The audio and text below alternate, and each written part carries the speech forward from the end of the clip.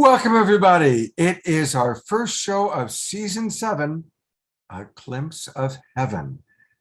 And we truly are going to have a glimpse of heaven with some of the incredible music from Kristin Hoffmann and Andrea Brook, also known as Sonic Butterfly, and some truly amazing, powerful leaders. On tonight's show, the theme being, how are we going to up-level our tribe? Locally, socially, and globally. And you are the Global Peace Tribe. I want to welcome everybody watching on Facebook. And I want to invite you, come on into the Zoom room with us. We've got enough room. And it's really easy. Just go to globalpeacetribe.com, globalpeacetribe.com, and register. It's easy to register. There's a lot of options. Then you can come on into the Zoom room, and it's much easier for you to interact directly with Kristin and Debra and all of our amazing presenters. Also, then of course we have your email address, and you'll get email notifications that include how to access our previous shows, including the replay of tonight and all about special events. And we're the only ones who will send you emails. You'll only get something from Debra or myself, but it's a great way to come on into this beautiful Global Peace Tribe. I think this is our 80th show, if I'm correct. We started where the pandemic began, and we have not missed a Saturday night, bringing you amazing musicians, luminaries, and inspiration. So welcome. Finally, I want to welcome those of you watching the replay. We find about 25 to 30% of the people who watch our show either watch the replay on Unify or Love Coach Academy or the Saturday Night Live page or on our YouTube channel. So whether you're watching live right now or your ETs watching it 100 years from now, trying to figure out what that Saturday Night Live show was that tipped the scales of humanity's consciousness rising, whenever you're watching this, welcome. And to tell you more about the show, here is my wonderful producing partner, Debra Giusti. Welcome, everyone. So great to see you on again another season of Saturday Night Alive, Season 7, A Glimpse of Heaven. And we've been producing this show every Saturday night, and we hope to continue on because things are just growing and flowing for us. And we're so happy you're with us at this first show. And we thank you so much for your donation when you registered, and especially those who are very generous. We do this show by donation, so your generous donations are really, really helpful to allow us to produce the show every Saturday night. And we're going to have another amazing show tonight. Our theme is Upleveling Our Tribe locally, socially, and globally. So one of the constant themes of Saturday Night Alive for the Global Peace Tribe is acknowledging that we're in very challenging times for almost everyone. But it's during these challenging times, whether it's your personal life or like it is right now all over the world, that there is a possibility for major growth and transformation can happen. And that's why we, the Global Peace Tribe, take the stand that we can utilize these times for major positive change that take place in our world, in our souls, in our community, in our society, and all over the world. We are the ones we've been waiting for. This is the time we've been preparing for.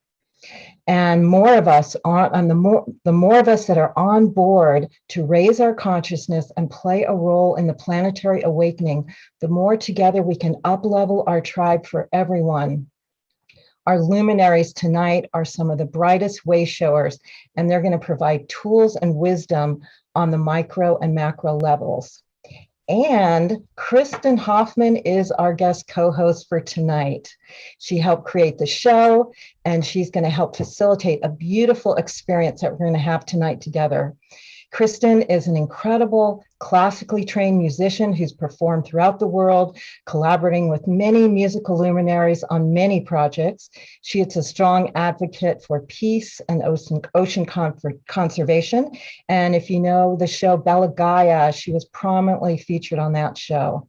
Her music is totally magical, coming from a source deep in her heart. And we're so happy that she's brought some incredible people for the show. And she's going to share with you tonight, right now, who's going to be on our show. And welcome, Kristin, and thank you so much for this incredible collaboration. Thank you, Debra. Thank you, Scott. It is so wonderful to be back. And we are all diving into this theme of upleveling as a tribe together tonight. And I just want to say that when I think of upleveling, it starts as a seed. It starts as a conscious choice of personal empowerment. So if you're looking at the world and thinking, gosh, how are we ever going to uplevel this world? There's so much going on that feels chaotic and impossible to wrap my head around. It starts with you. And it starts with a choice that you can make to tune into yourself and say, what are my unique gifts? And how can I leverage my special gifts to offer something to my neighborhood, to my family, to my community, and ultimately to the world? Because this choice we make, it does ripple out. And just from my personal life's mission, I can say that every day I wake up and I say, okay, I'm a conscious musician. May I use my vehicle of music as a way to help connect with others, connect with the world, and create a space which inspires others to remember their gifts. And that is my personal way of upleveling that I try my very best to tune into every day. And of course, none of us are perfect. We're going to have those days where we just don't feel in tune, but we can always come back to that seed, to that choice right now in this moment. So that's what tonight is all about. And we have some incredible luminaries, wisdom keepers, and creatives to guide the way, starting with Charles Eisenstein. Charles is an essayist, speaker, and the author of several books, including The More Beautiful World Our Hearts Know is Possible and The Ascent of Humanity. And I have to say, Charles is just an incredible inspiration. I love his videos, and you're going to be in for a treat listening to Charles. David Gershon is going to be a speaker tonight. David is founder and CEO of Empowerment Institute and has been called the #1 expert on social change. He has dedicated his life to empowering humanity to believe we can create the world of our dreams and designing the strategies to make this a reality. David is an incredible being and mentor. Thank you for being here with us tonight, David. Thank you. Reverend Sylvia Sumter. Since becoming Senior Minister of Unity of Washington, D.C. in 1991, Reverend Sylvia's inspired sermons and classes have honored all spiritual paths, revealing the common foundations of divine truth and love. And boy, does Reverend Sylvia step into this mission of divine truth and love. I have been witness, and I'm just so honored for you to be here tonight. Thank you. Next, we have music by Sonic Butterfly, Andrea Brook. Andrea is an international installation artist, musician, dancer, writer, director, yoga teacher, and transformational life catalyst. Andrea's goal in all aspects of her work is to inspire one to believe in oneself, galvanizing that belief and transforming it into action. I have been in awe during Andrea's sound check, and I am so excited for her to be here tonight. Thank you, Andrea. And we will have spoken word by Neil Gaur. Neil is a philosopher, historian, researcher, and spoken word artist. He presents his research on ancient wisdom and future science of sound, vibration, and frequency, as well as in-depth explorations into ancient civilizations and archaeological discoveries. Neil will be sharing something really special tonight. I'm really looking forward. And I think that covers our speakers. I'm going to be sharing music as well tonight, and I'm looking forward to diving into the zone with you. I believe, actually, I am starting now with a piece. That's right. Scott, You're up. You're up, kiddo. Should I just go into it? Or just Scott? Okay. Well, I mean, I can always wax poetic about how wonderful you are. Let's just stay. I'm just going to stay here. Well, hi, Scott. Hi. I'll say hello as I put my headphones on. And, most of you probably have heard Kristin play by now, but if you haven't, put aside everything, and I invite you to just really drop in. Again, season 7, A Glimpse of Heaven, and her music takes us right there. So I'm going to drop in. Thanks, Scott. So, welcome everyone. I'm going to explore as the first piece tonight a zone that I call Solom, songs of light. Sol being light, Om being the vibration of the universe, and they're literally weaving together. And I thought we'd just start with this Solom improvisation and send our intentions together into the music. This is our time to plant that seed, to plant that vision, to feel the inspiration, reconnect to who you are, what your unique gift and offering is to this world. Let the music take you on that journey. This song has never been written. I'm just going to be tuning into what wants to come through in this moment, inspired by you all and the energy field that we are holding together. Here we go.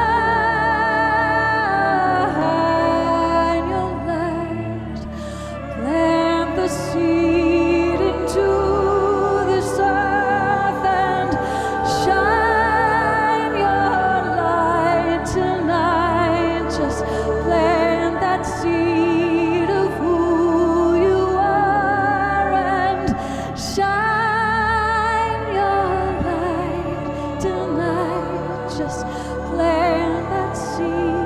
It's who you are. We're all opening now. Ooh,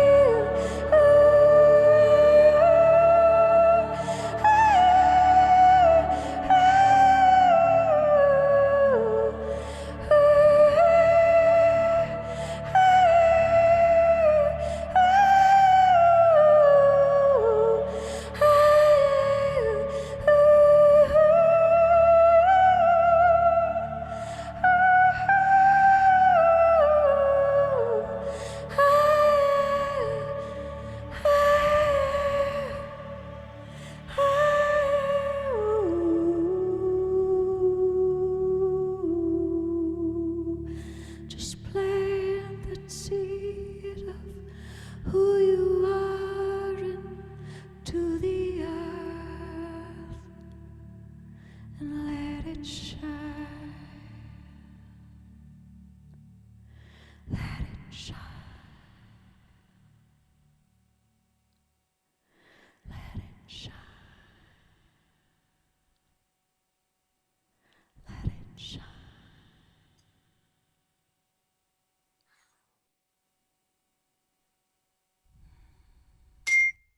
I want to invite everyone just to stay in this beautiful space that Kristin has created for us. Just imagine heaven on earth is already here. Whether you imagine it is in the future or right now, it's up to you. Just imagine what it feels like when you could just relax and go, oh, we made it. I'm here with beloveds. I'm safe. I'm in ecstasy. I'm in joy. And together we're building a bridge into that perfect moment.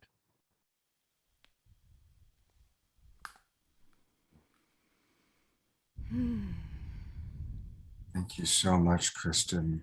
Thank you so much. Coming back into my body. Well, while you come into your body, I want to remind people of how they can support you. You know, it's so important, everybody, for us to support our musical friends. The pandemic has been so hard for musicians. The festivals, the concerts, clubs, restaurants, I mean, almost all of their ways of making money aren't happening. And so let's support Kristin. Certainly start by going to her website. It's Kristin Hoffmann with 2 N's at the end of Hoffmann, KristinHoffmann.com. And you definitely want to immediately sign up, get on her mailing list so that, you can find out all things Kristin. But I want to then direct you to her wonderful membership site. And I've become a member. I joined her Patreon family, and it's so cool being part of her Sonic Soul family. I chose to become a Crown member, and she does amazing. Once a month, she brings us all together. She also sends all sorts of special things out. Now, if 77 is more than you can afford, there's an $11 a month, $33 a month. And this way she has, it's really good to have an ongoing income. So please, I want to encourage all of us, let's join and support Kristin, because we need the Kristin Hoffmanns of the world to be well supported. Thanks, Scott. That's so sweet. That means a lot to me. Yes, we've been having incredible monthly Sonic Soul family gatherings where there's a bit of music, there's bookends of music, one solo piece, and then one piece that I choose that has to do with the theme of the day. And then in between, we have authentic sharing from the heart. And it's been truly healing and inspirational space to be in. Speaking of healing and inspirational space, our next speaker is exactly that. Healing, inspirational, uplifting, light-filled. I can't tell you how honored I am to welcome Reverend Sylvia Sumter here tonight.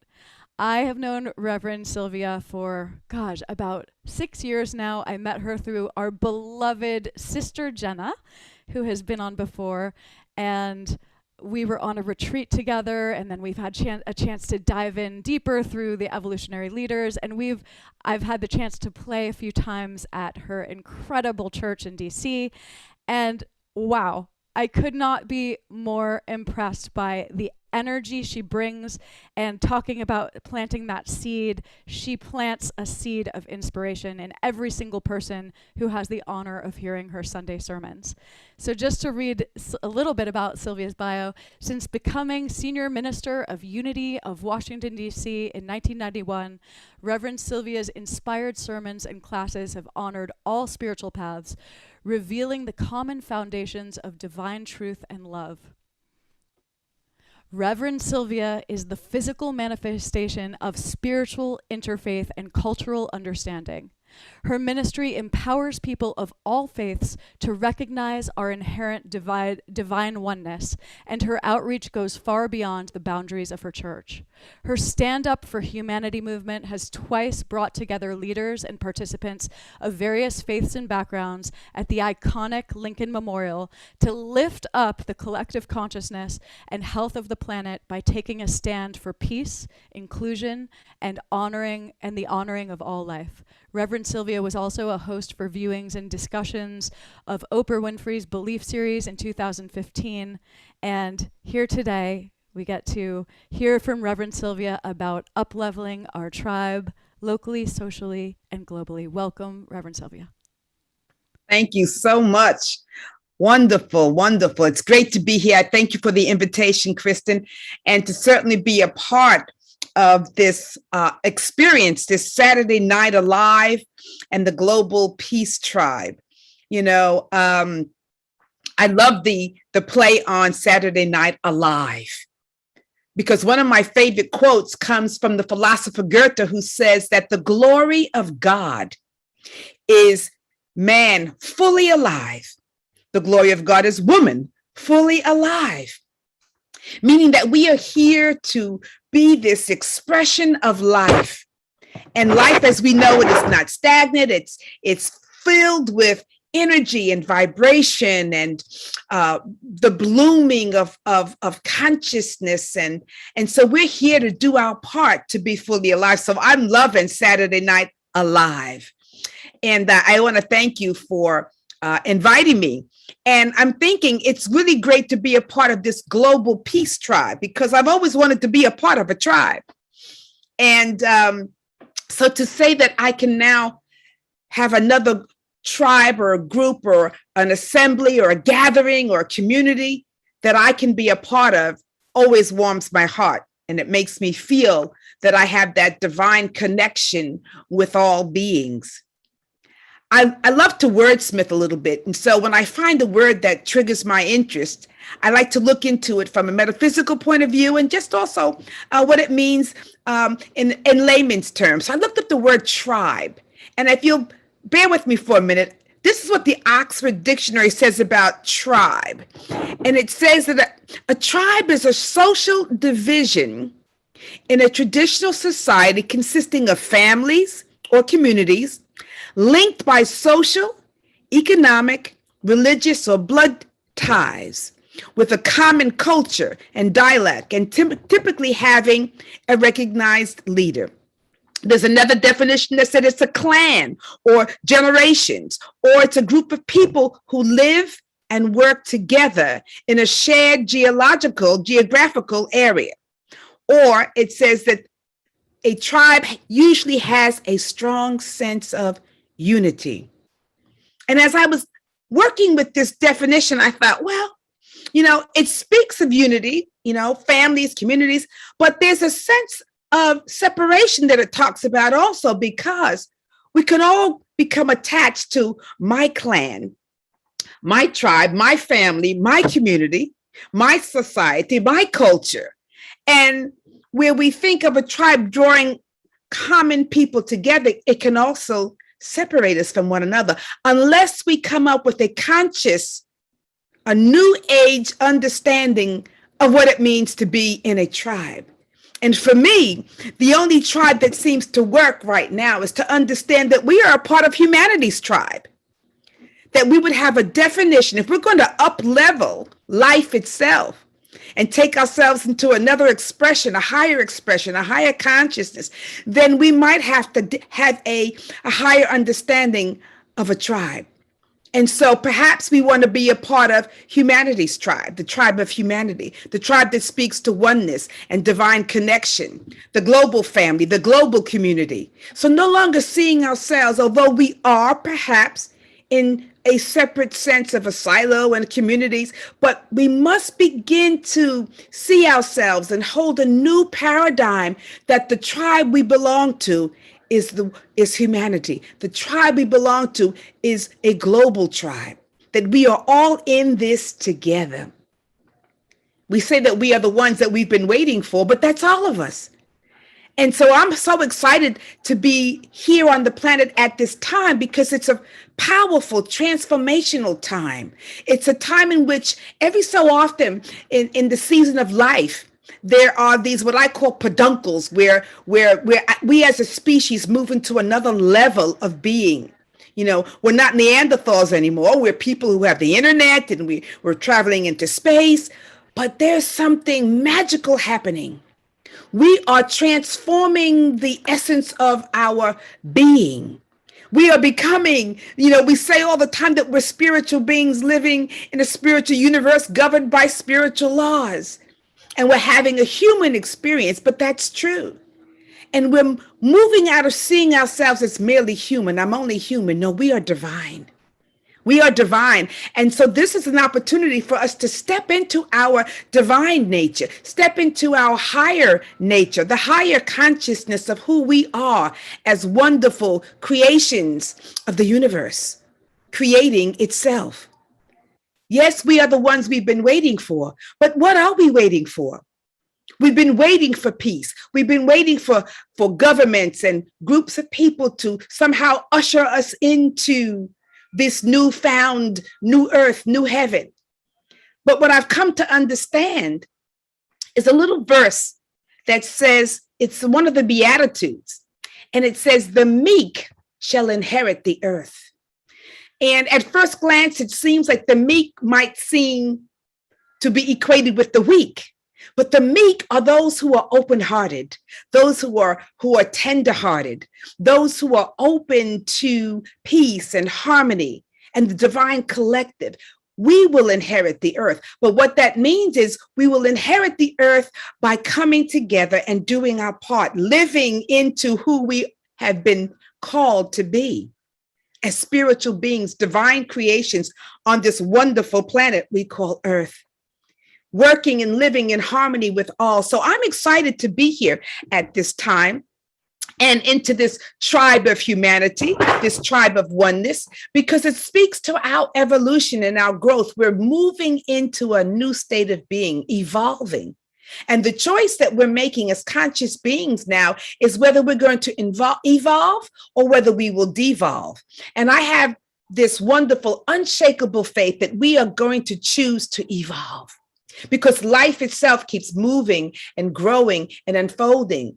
And we are in this process, in the upward call and the progression of life. We are in the midst of the upward call and the progression of life. Life never goes backwards. Life goes onward, upward. It expands. And so we're in the midst of a new expansion, a new level of growth. And that means we're going to step up our game. And the ones that we've been waiting for is, so what does that mean? That means that we are all here by divine appointment. Every single person on this good earth is here by divine appointment. And every single person that is here has within them, and Kristin talked about the seed, the gift of the seed of who we are. We have the seeds of greatness, the seeds of love, the seeds of the divine within us, with the ability to create a world that works for all. And everyone has a part to play and something to contribute. Oftentimes we think, well, who am I? I'll let this wonderful world leader, I'll let this thought leader, or I'll let someone else who perhaps is more equipped than I to make the changes and the transformation that we're seeking. But we are the ones. We are the meek who will inherit this earth, which means we will spread our vibration through all the corners of the earth and bring it forth into its next expression of beauty and goodness and harmony. It may not seem like that is what is taking place, but that is what is happening, because everything that is not like the truth of life itself, the goodness of life and the beauty of life, will fall away. And so it's a little messy right now, but that's okay. Because sometimes birth is messy and we are birthing a new being, a new way of being in the world. And it gets a little messy, but trust me, the end product will be beautiful because we will be a part of this divine creation, bringing our gifts, bringing our light. So what I want to know is every one of us has heard a call within our own heart and mind, because life is demanding that we level up and up level, right? So what is your life calling for right now? Because you have something to give and to share. And we're talking about, up-leveling our tribe locally, socially, and globally. Locally, it simply means to me that you bloom where you're planted. Wherever you are is the right place for you to be in this given moment in time. And where you are is your place and time to create. Create from where you are. Give from what you have. Give from who you are. Not comparing and judging and measuring. Right where you are, there's something calling for you to share and to express. And socially, I'm thinking, what else can we do if we're going to level up and up level socially? Then it's time for us to move out of our individual sense of clan and tribe to recognize I belong to the tribe of humanity. Let me go and see what my brother is doing here. So perhaps the call might be for you, and I was thinking of this for me. Reach out to someone that is not within your particular tribe, another denomination, another race, another gender, something that you're unfamiliar. Make a conscious effort to connect because they are a part of humanity's tribe. So when I make a conscious effort to say, let me go perhaps and worship.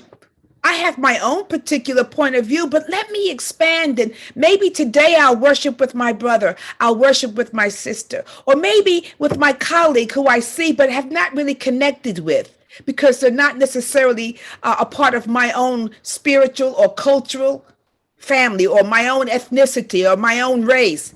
Let me go and make that connection, because it's going to happen as each one reaches one, as we all begin to open up and take down the barriers of separation and there's so many barriers of separation that we have erected, social, right? So maybe I should go and maybe connect with someone who's not in my economic domain and level and tribe.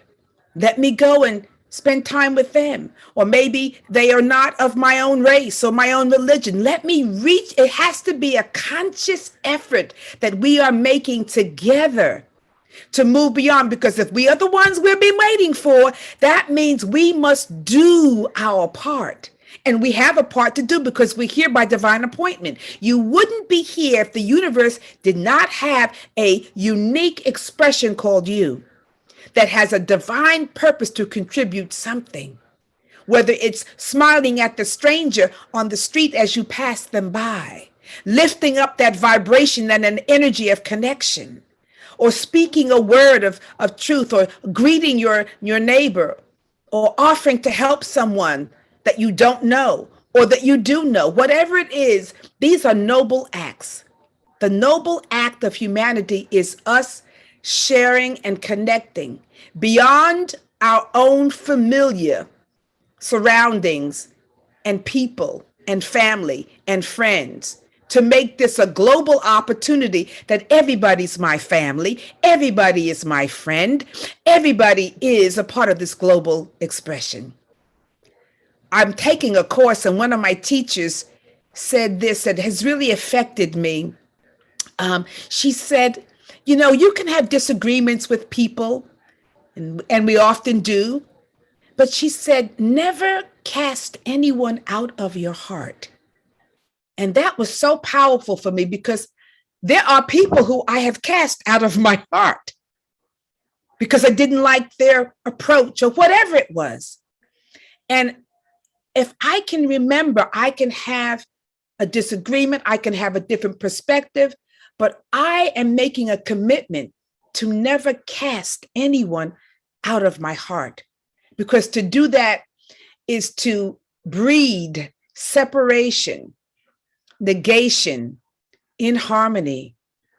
But to keep the beloved in my heart, even if I don't agree with anything they're doing, lets me know that I am a part of this wonderful humanity's tribe. So I'm going to encourage all of you to figure out, how can you do your part? What is the divine calling you to do? Where are you being asked to level up? What are you offering? As Kristin said, what is your wonderful divine gift to offer? You have something. It can be grand or it can be small, but it's needed by all. So I'm just delighted to be here, and I thank you all for this opportunity just to share with you from my heart. And happy traveling, and I'll see you on the way up. Oh, thank you so much. It's wonderful to have you on our show. And I'm imagining people are going to want to know more. So I've gone to your website, Unity of Washington, D.C. And I love what it says right here. I am centered in spirit, eager to discover all I can do and be, which is exactly what you were just sharing. That's what the theme of our day is. Is there any particular place, anything you want to direct people to on your website here? Oh, I also, you can do Stand Up for Humanity. I didn't get a chance to talk about that. I'm looking at that and I'm like, wow, it's just, I don't go on it to see, but like the first thing you see is Cash App. And I'm like, who put that up there? But I'm like, oh my goodness, there are other things that can be placed up there.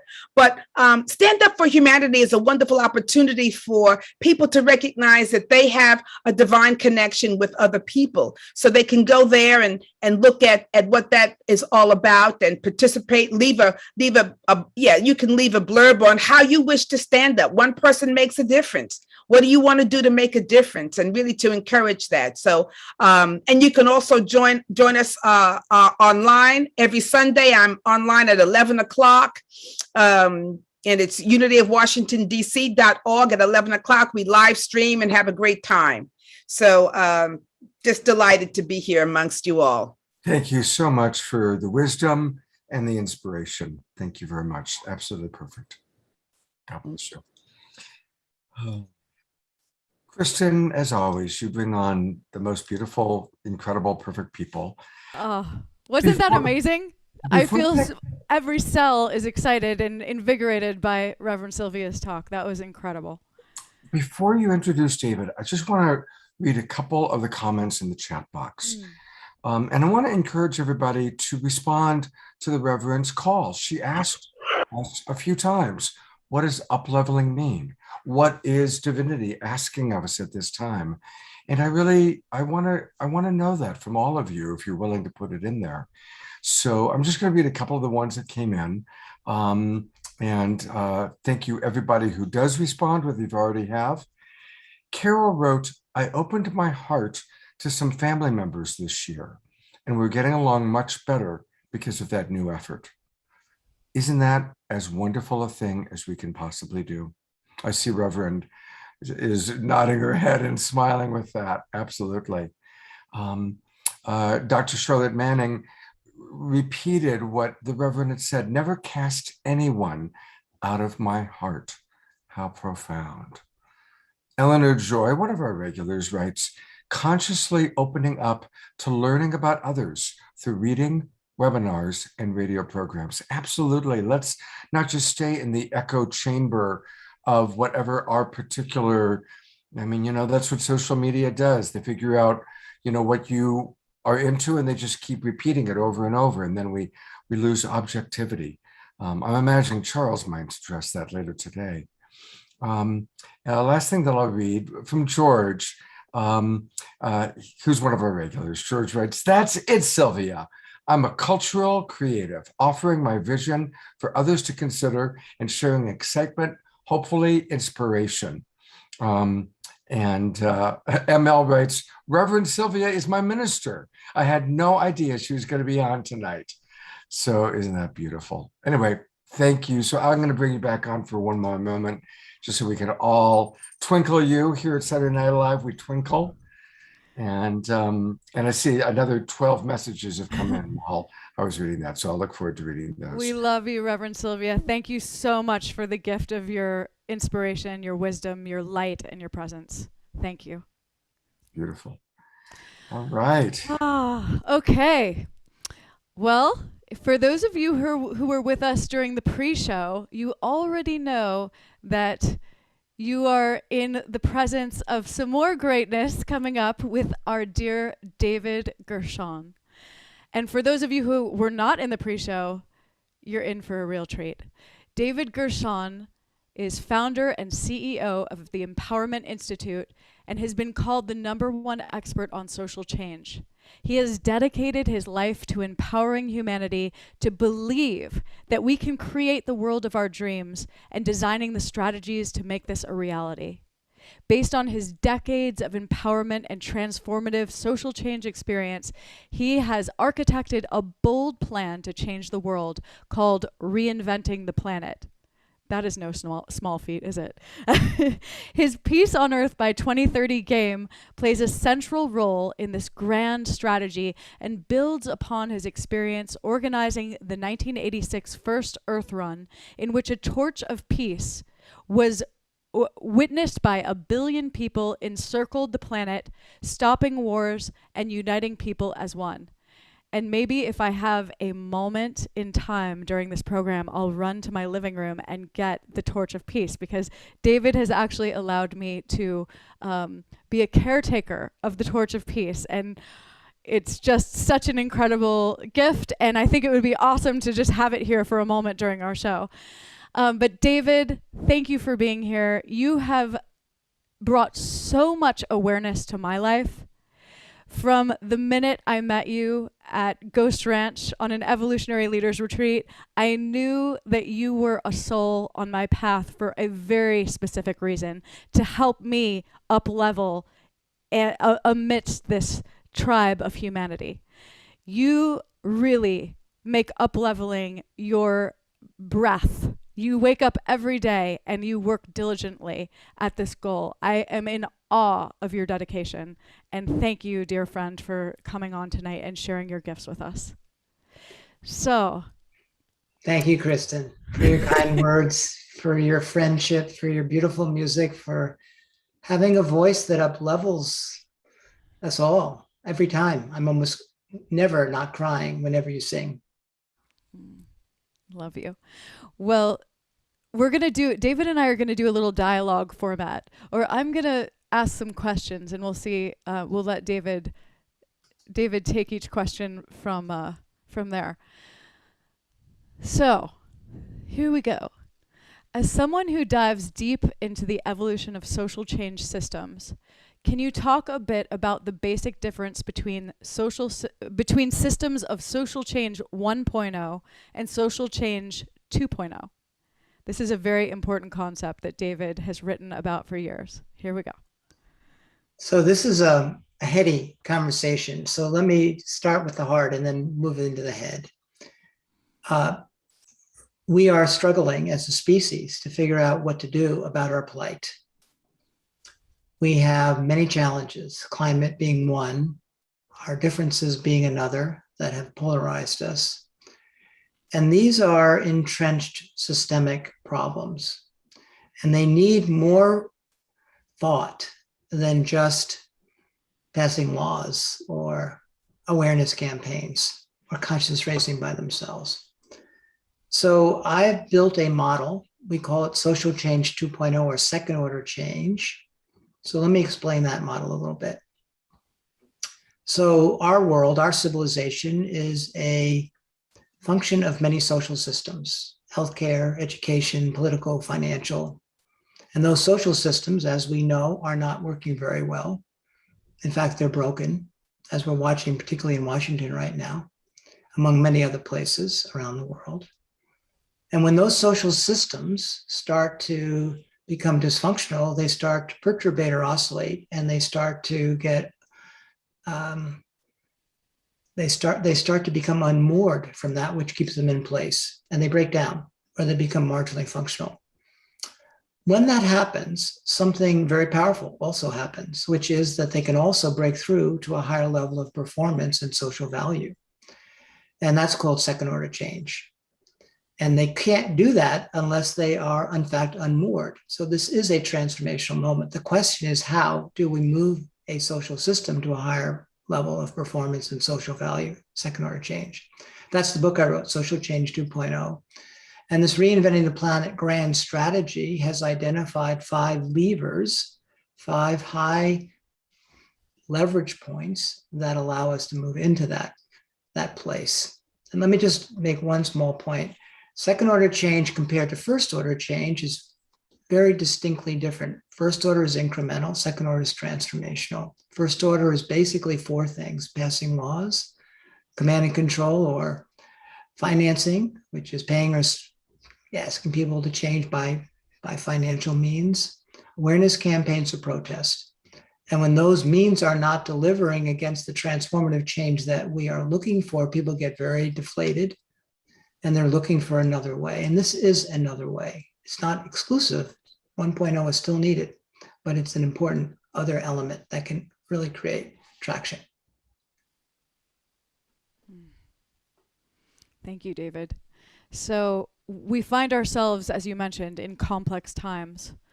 What are some ways you have been personally working to implement these upgraded systems of social change that you've been speaking about into our world on local, social, and global levels? So this is a long life journey.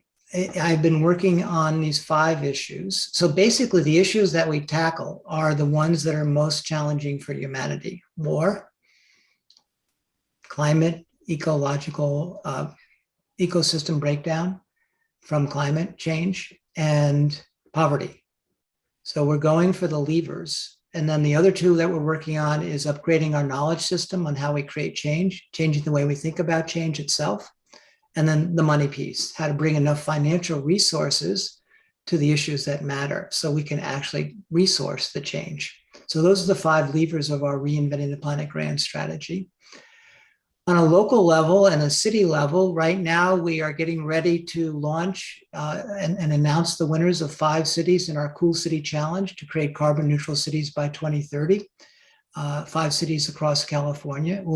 We've raised enough money to invest $1 million in each city to demonstrate to the world that we can achieve carbon neutrality in a decade.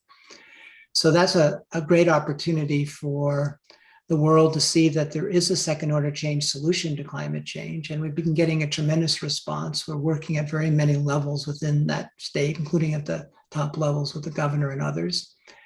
Peace and Earth game, which we talked about earlier, is truly bottom up. And that's getting people to play this game that creates these 7 actions that if enough people play it, starts to change the way we relate to one another. So changing the way we think about change starts also with how we show up in our world. And the third thing that we're doing that's showing up at the local and different and really all the levels is that we're working across Africa and India and the Middle East to empower women who are most disenfranchised with this process that we've developed. And that's getting a lot of traction also. These are programs that have been around for decades that are now really all getting ready to scale.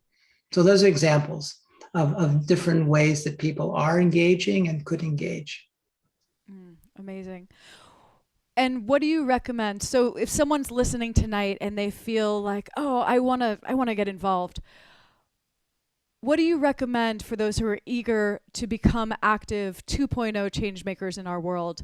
And where are some good places to begin? Where can we just dive in? I think the simplest thing for everyone listening, and the one that is most universal, is to be part of the game that Kristin was the first team leader of, peace2030.earth.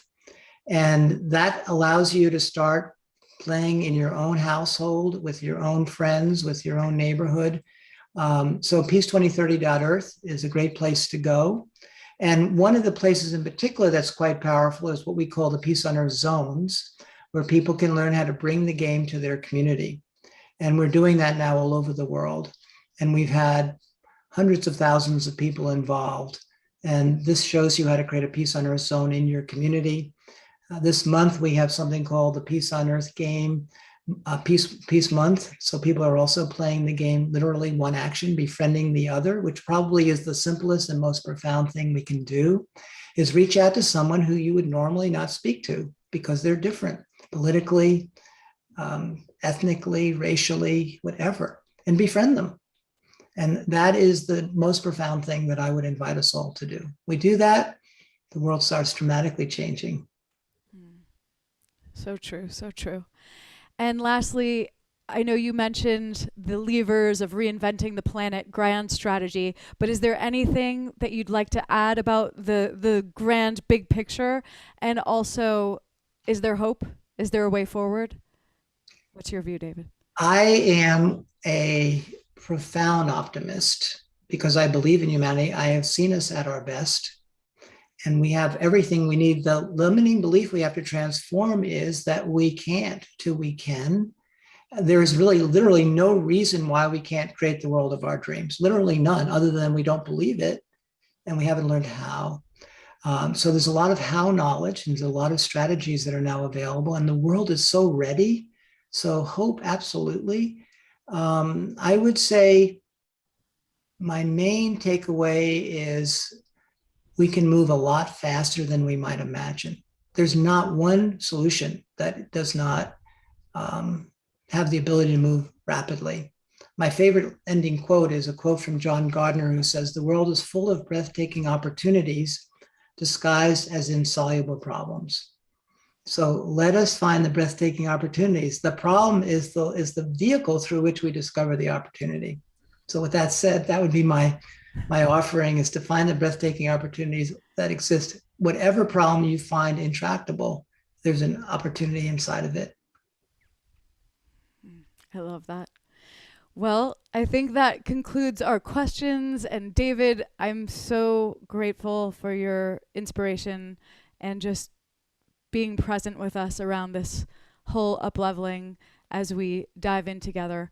And I'm actually going to share. Yeah, let me say something. Oh, you want to say something? Okay, yeah, okay. Say something about this piece. I get the opportunity to reintroduce Kristin. Okay. So in the earlier part of the show, we talked about this idea that practicing these 7 actions of the game is the portal into the golden age.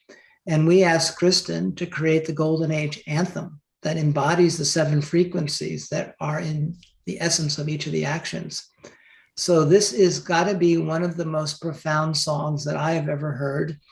And you have the voice that has been made from heaven to create this song and give us the inspiration for what a glimpse of heaven looks like, to coin a term that is now our theme for tonight. So Kristin, take us to the golden age, please. Oh, thank you. Okay. Let's see here. Oops. 1 second. Here we go.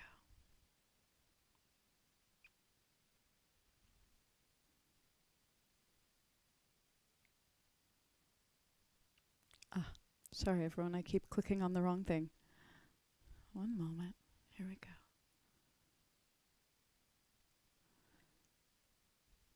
Okay. That's what I wanted. Okay. Welcome to the Golden Age.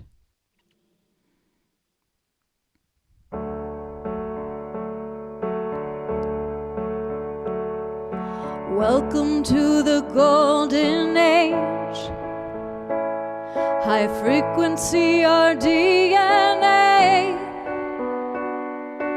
anchored in our will to shine, with peace on earth, our guiding light. Our initiation has begun, so close your eyes, heartbeat as one. We are one. Transformation is now. Feel the sun, golden light shining down. When we dream as one, we hold the key to evolve. See as one, unconditional love.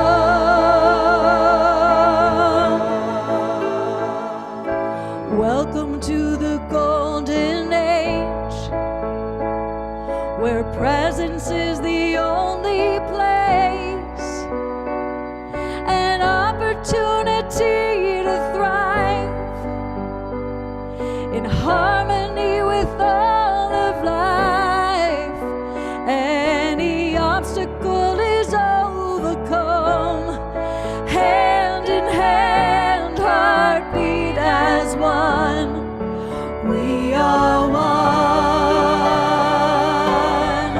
Transformation is now. Feel the sun,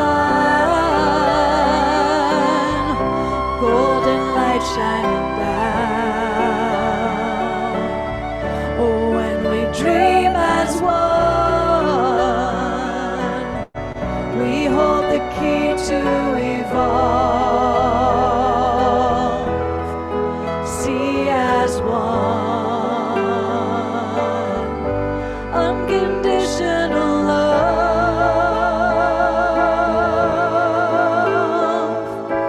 Faith and oneness, unity, abundance, love. Oh, love. Empowerment is raising and cooperation. Oh, faith and oneness, unity, abundance, love. Oh, love. Empowerment is raising and cooperation. Oh, we are one. Transformation is now. Feel the sun, face the sun, golden light shining down. When we dream as one, we hold the key to evolve. We hold that key. See as one. When we see as one, unconditional love. Unconditional love. Welcome to the Golden Age, where peace on earth in one decade is held in every heart and mind, and lifted through the codes of time. Acceleration has begun. Now's our moment, live as one. Feel the rhythm of Gaia's drum. Just close your eyes, heartbeat as one.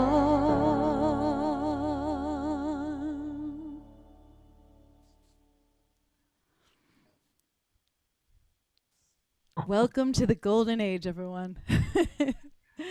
Uh, You've been initiated. I'm going to add to the spotlight Matthew and his daughter. And there's something that really brings tears to my eyes, seeing this beautiful family, father and his daughter, enjoying the show together and watching them move to the music.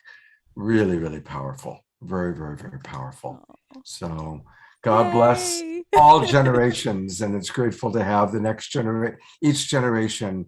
And she gets to experience, hopefully she will experience peace on earth in 2030. Absolutely. Yes. So May it's it be beautiful. She's trying to hide right now. Okay. Don't hide. Don't hide. We love Can't you. hide. I'll turn the camera.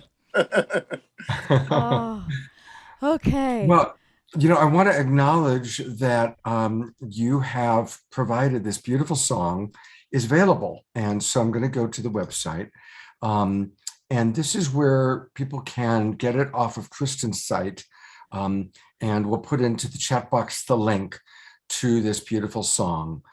So go to Kristin Hoffmann Bandcamp, or just go to the whole link, which we'll put in.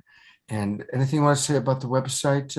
Well, yes, you can just stream and download the song for free. We want everyone to have it and be able to tune in. So yes, I invite you to enjoy, and especially if you're playing the game, listen more and help. It'll help you tune yourself to the energy of the game. And speaking of it, Let's speaking bring of the David game- on. Yeah, David, please. I'll put David back on. And David, I'm also putting your game back on here. And a reminder to everybody, I pulled it up while David was talking about it, but it's a very simple website. Please, everybody go to peace2030.earth, peace2030.earth. Make sure you sign up. I've got it right now on the pose zone that David was talking about. But definitely make sure you go towards this sign up. And I noticed that, JV, there's a little bit of a glitch right now and people. I heard that, and I spoke to our webmaster who actually is working on it, but he gave us another link if anyone wants to sign up. It's called po.earth/2021. Here, let me write that down and I'll actually bring it up. So poe.earth/2021. Great. And again, tell us briefly how po.earth-2021? po.earth/-2021. Yeah. Great. That'll get you into the game to play if you wish. Okay. Not quite coming up for me. po.earth/2021 or .2021? I think it's slash. Slash. Okay. I tried dot. That didn't work. Hopefully this one is working better. Right. Still not happening, but Well, HTTPS, that whole HTTPS, but the whole thing is https://po.earth/2021. Way too long for anyone to have to worry about. But what I would say is go to the game. It'll be resolved probably before the evening is out. So, and you can go to the team leader sign up. Sorry about that. What happened this month was that we created something called Peace Month, and we allowed people to play the befriend the other game, befriend the other action of the game. And I think that must have messed up the basic team leader sign up. This allows you to play the befriend the other game. beautiful. I'm going to go to one last website for right now, and that is, David, your other website. Yes. And this is really important, reinventing.earth. And this is where, so much of what you talked about is very inspiring, but there's also a real practical plan there. And so I want to encourage people to go to the Empowerment Institute, the Center for Reinventing the Planet, and really study what's up there. It's a beautiful website. Again, it's just reinventing.earth. And Scott, if you scroll down one little bit, you'll see a video that tells the whole story about reinventing the planet. And what you'll discover is that this beautiful music backing up the video and this beautiful animation is Kristin again. So you get a double dose, reinventing the planet and more Kristin. Great. Well, speaking of more Kristin, more David, I want to ask everybody, get out a piece of paper or get out on your phone, your calendars, and put October 24th into your calendar, Sunday, October 24th. In the morning on my Sacred Sunday show, David is going to really show us how to play the game. We're going to play the game together. So, and we'll include some of the people who come into my Zoom room. So Sunday, October 24th, definitely join us for my Sacred Sunday show. And then in the afternoon, we are going to have Kristin Hoffmann doing her Sonic Source Activation Part 2 with Beloved Cornflower. And we'll show you a little video about that a little bit later in the show. But so in the morning, it's Scott and David. In the afternoon, it's Kristin and Cornflower on Sunday, October 24th. That's 3 weeks from tomorrow. Time's moving so fast these days. It's going to be here like that. Absolutely. I can't wait. All right. Kristin, I'm going to give you a chance to go get some tea. And Debra and I are going to talk a little bit about what we've been working on. And so I'm going to bring Debra on together so we're both here. Beautiful show so far, Debra. Oh, you're muted. Definitely, totally beautiful. I know it would be. And Kristin's amazing. David's amazing. The love, the consciousness, the connection between all the people watching in the Global Peace Tribe is what we strive for on our shows. And it's really beautiful.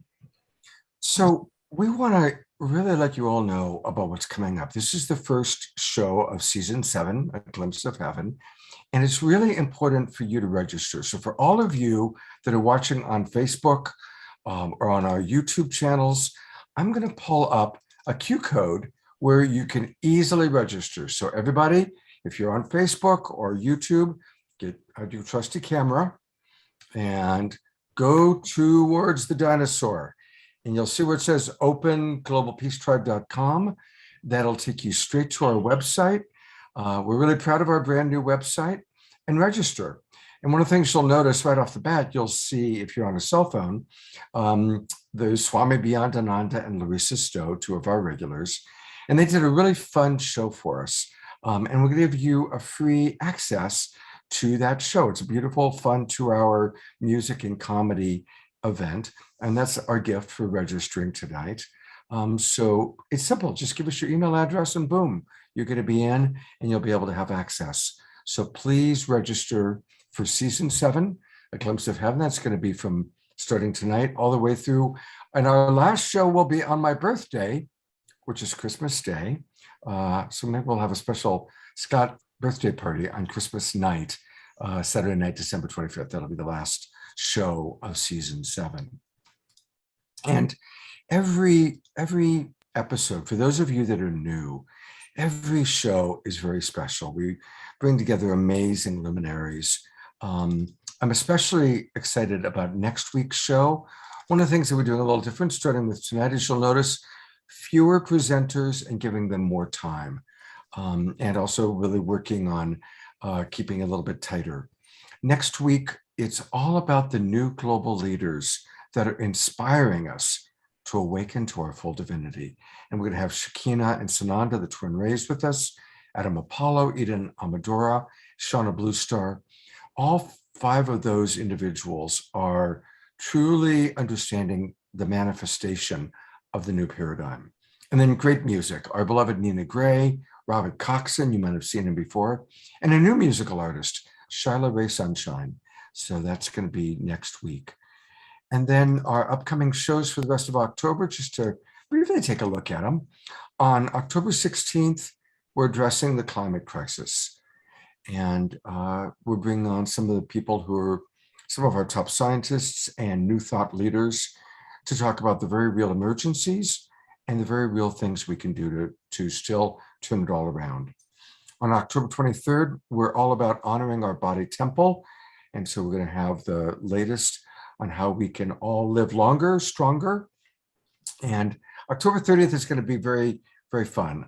It's our second time that we're doing Sacred Samhain and All Hallows Eve. We're going to invite all of you to come in costume.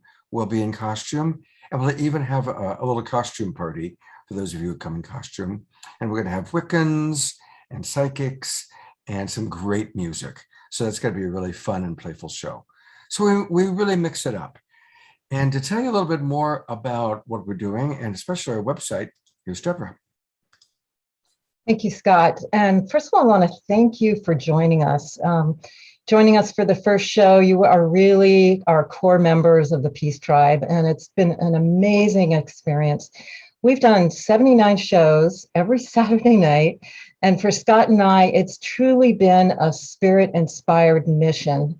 We get a lot of downloads, we get a lot of synchronicities, we get a lot of inspiration, and we are all in. And Scott and I work for many hours. We work every single day, even Saturday and Sunday, to pull this off. It's a huge endeavor, but we both feel it's really important. We feel like we have a soul contract to do this, and we'd love to continue. And another thing that we do that's really important is raising money for organizations. We've raised money for about 60 organizations and about 25 people in need.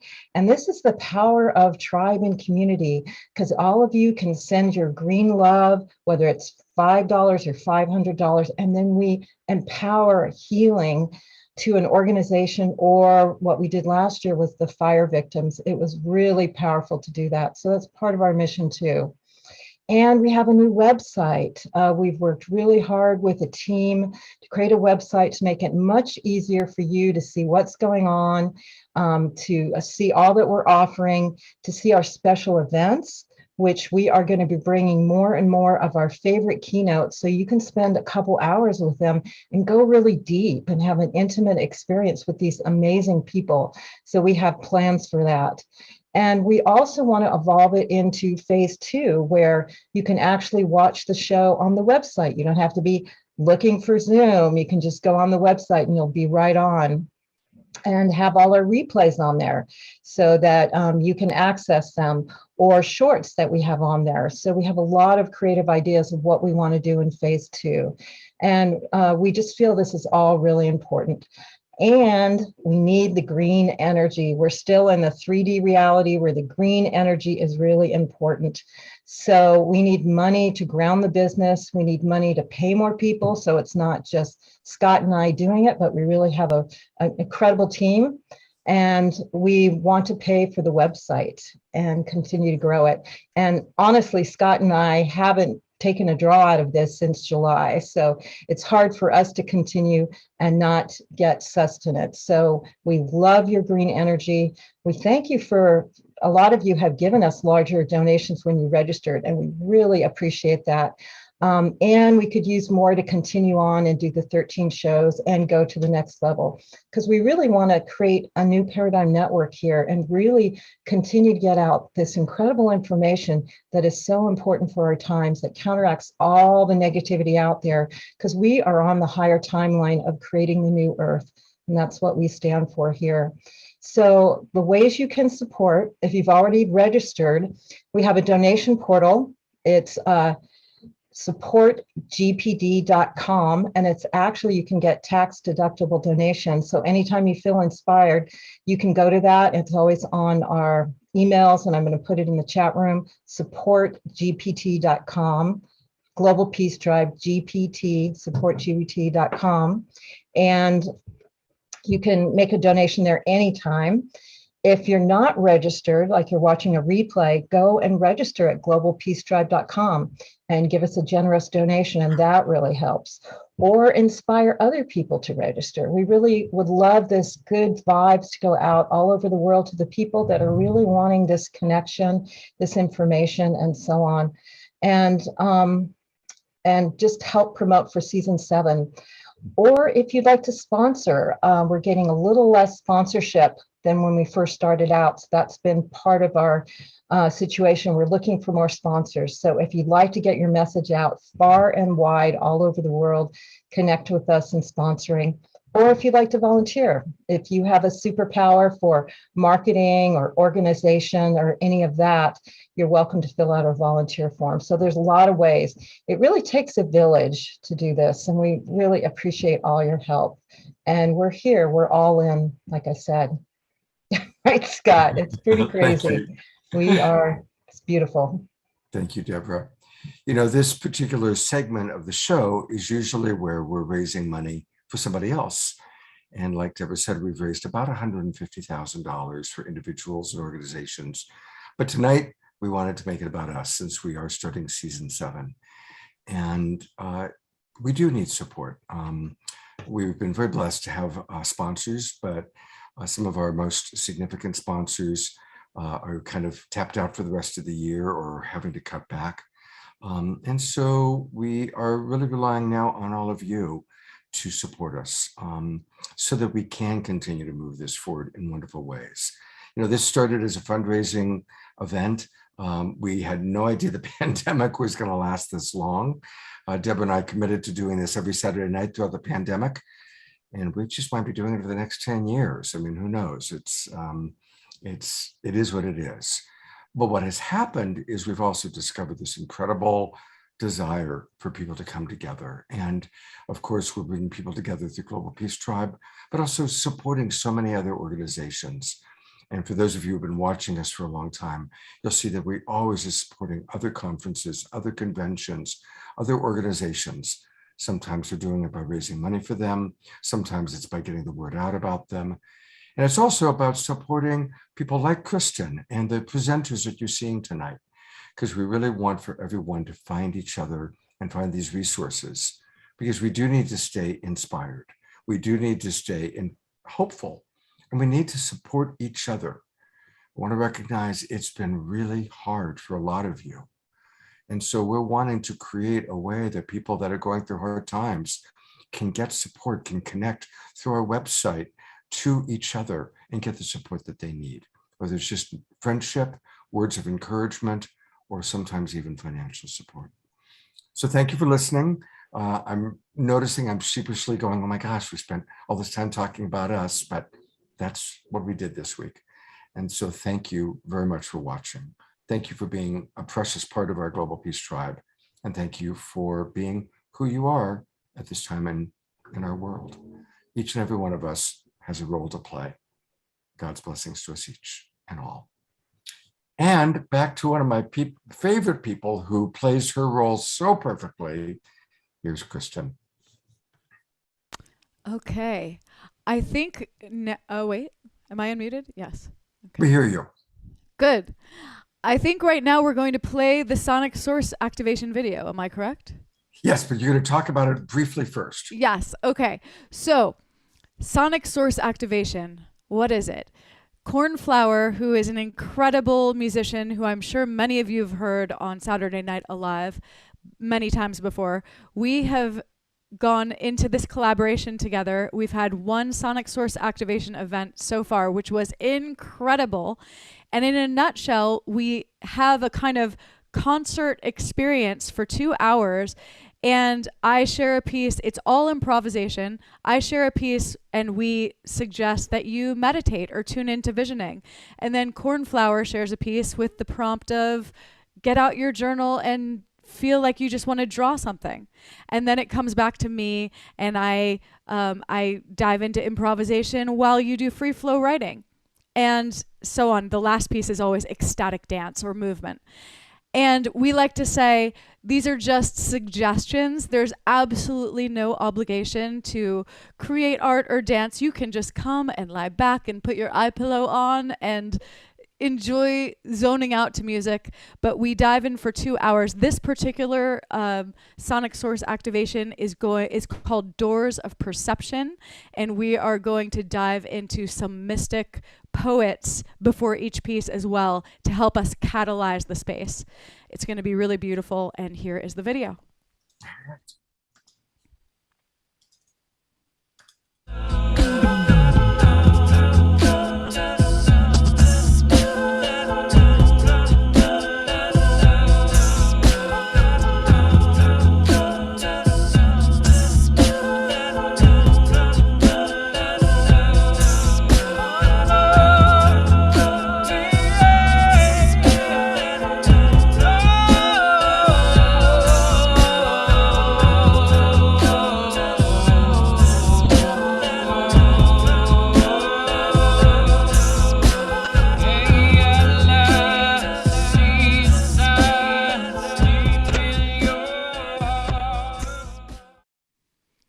And you can go to sonicsourceactivation.com and register now. Please join us. It's going to be a great journey. And Okay. just before the next presenter, we've got one last little video, and I want to Yes. acknowledge Jay and Jan, who create these wonderful videos for us. So now that you've heard all about the website and all that we're doing, we want to invite all of you to join the tribe. Come and join us.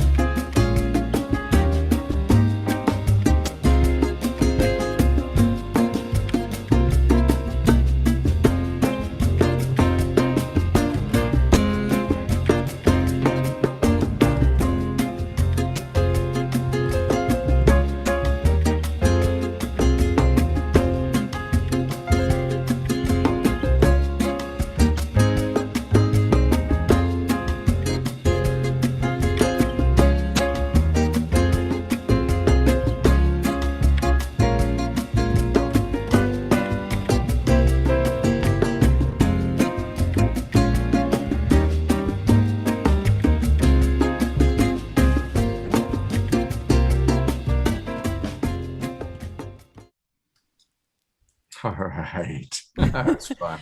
Made me want to dance. What's Okay. up next? So our next guest, I'm so excited for our next guest. Wow. You will see. You will experience. You will hear and feel all of the sensations of Sonic Butterfly. Let me tell you a little bit about Andrea Brook of Sonic Butterfly. An international installation artist, musician, dancer, writer, director, and yoga teacher, and transformational life catalyst, Andrea's goal in all aspects of her work is to inspire one to believe in oneself, galvanizing that belief and transforming it into action. Since 2001, Andrea Brook has presented visually and sonically stunning performances, transforming architecture and natural environments into immersive musical instruments. She has performed around the world, from the Grand Theatre in Shanghai to Richard Branson's Necker Island in the British Virgin Islands, a cathedral in San Miguel de Allende, Mexico, to the streets of downtown Sao Paulo, Brazil. In 2013, Andrea designed her own long-string harp, Sonic Butterfly, a 2-octave chromatic acoustic long-string harp with 60-foot strings and projection LED wings. The strings span out over the heads of audiences, placing them inside the instrument and creating a full sensory experience, like being inside Yo-Yo Ma's cello. This year, in 2021, Andrea completed and premiered her new show, Psyche, and we are going to be blessed tonight in the after show to have a special Sonic Butterfly CD release party. So definitely stick around for more Sonic Butterfly and learning all about Psyche at the end of the main show. Andrea, thank you for being here. You have already inspired me in the brief time that we've known each other, and I'm just so excited. You're about to tell us about the genesis story of Sonic Butterfly.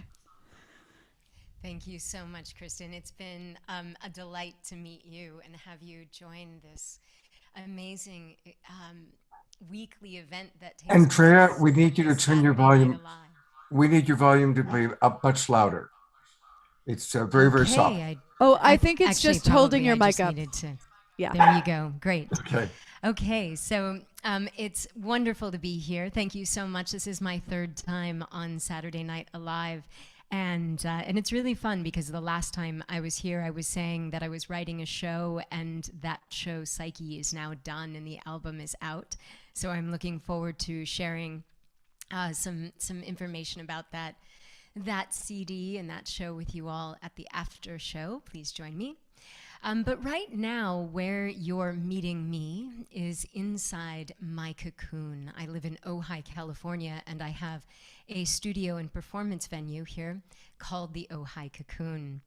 And it's really an immersive space where you get to come inside and be inside the instrument. And Sonic Butterfly was born from San Miguel de Allende, Mexico. So Kristin was saying that one of the locations that I have played before is a cathedral in San Miguel. And I was there for the Day of the Dead. And it was an incredible event that incorporated all of these gorgeous altars all over the city, fire dancers and people dressed up, thousands of people dressed up in traditional Day of the Dead attire with their faces painted in Katrina masks, with skeletons and marigolds in their hair. And it was just an extraordinary event. And as all of this is going on, monarch butterflies are flying through, tons of them, because they are returning from their yearly migration that takes them from Mexico to Canada and back to Mexico and brings them home around the Day of the Dead. And it is believed that this is the spirits of their loved ones returning home to celebrate. And I loved this story, and I was enthralled by all of the monarch butterflies. And so I inquired. I wanted to understand more about that yearly migration. And here's what happens. It's just so profound. A caterpillar is born in Mexico.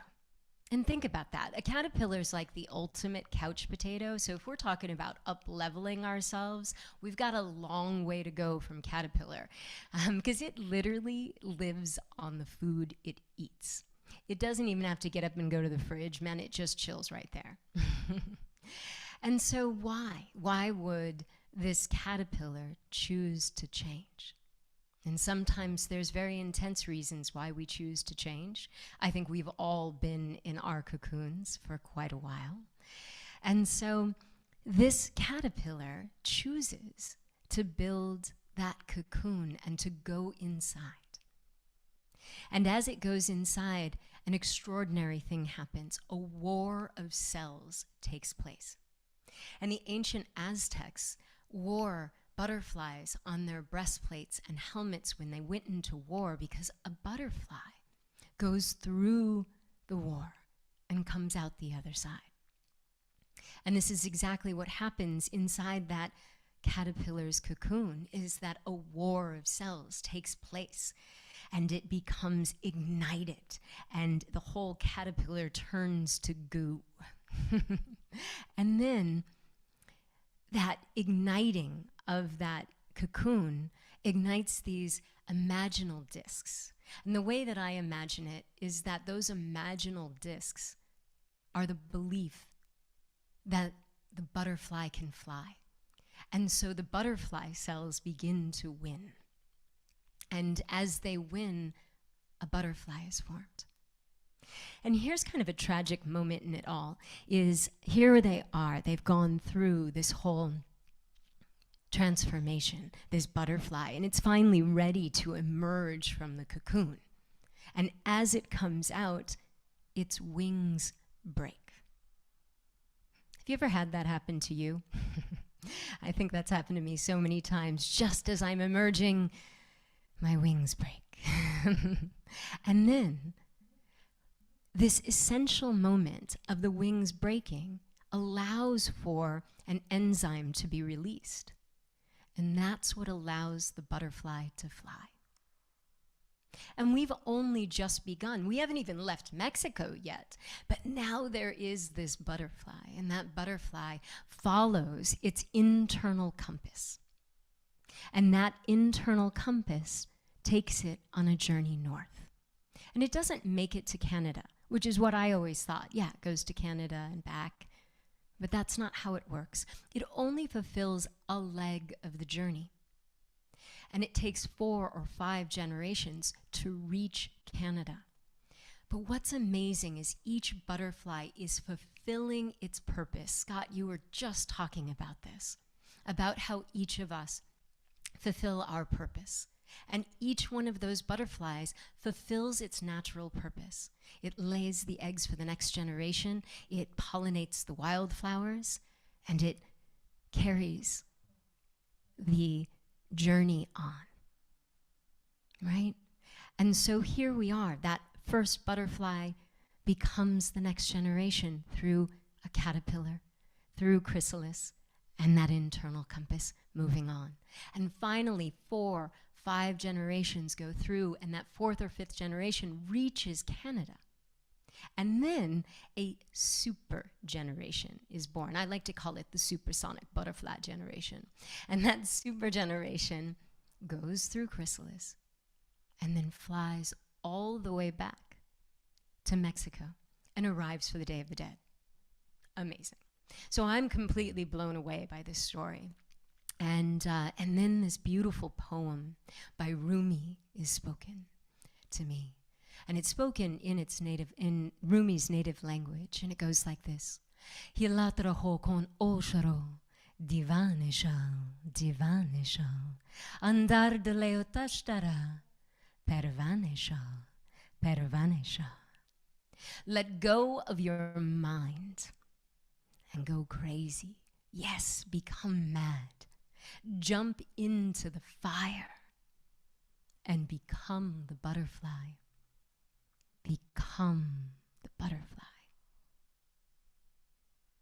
And I heard this poem, and I realized that it was time for me to fulfill my purpose and to build a sonic butterfly in order to inspire us all to believe in that crazy idea, to go mad and say, you know, I know what my purpose is, and I'm going to fulfill it. I'm going to become the butterfly. And that's the story of Sonic Butterfly. That is so beautiful and so perfect for our show and what this is all about, Andrea. Thank you for the inspiration. And everybody, wait until you now get to experience the Sonic Butterfly. Thank you, Andrea. I'm going to do a piece, thank you, Scott. I'm going to do a piece called Song on the Wind. And Song on the Wind is a cover song by a wonderful husband-wife duo, Dub Sutra. And I met them down in Costa Rica at the Envision Festival. And we immediately thought, yeah, we have to collaborate together. This is fabulous. And so I've incorporated their song, Song on the Wind, and I'll play along with it in my show, Psyche. And so this song is Song on the Wind, Dub Sutra, and Sonic Butterfly.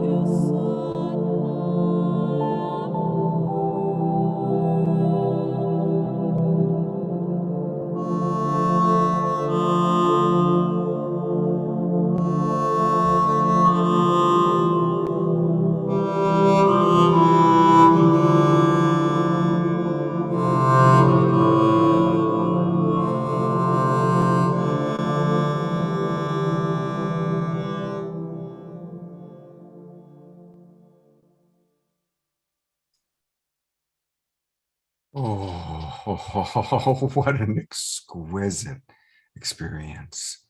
Absolutely exquisite. And I want to encourage everybody that our entire after show is going to be with the Sonic Butterfly, with more live performance, an incredible video.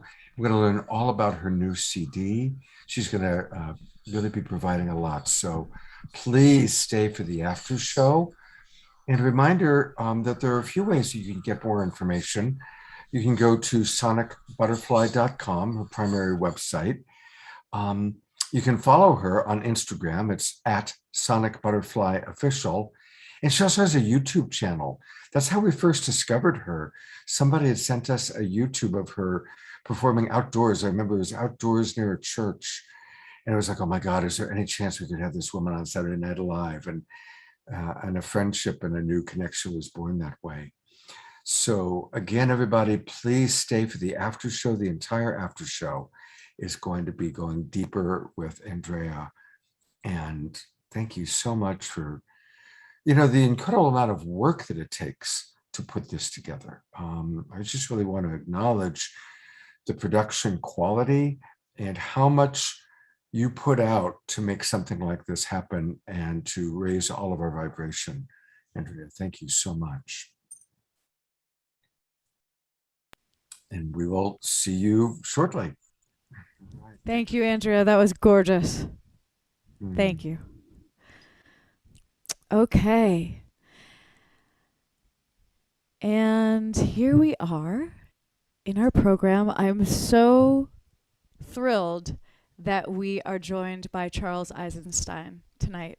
Charles, I don't think we've met in person yet, but you have been such an inspiration. I love watching your videos and tuning in.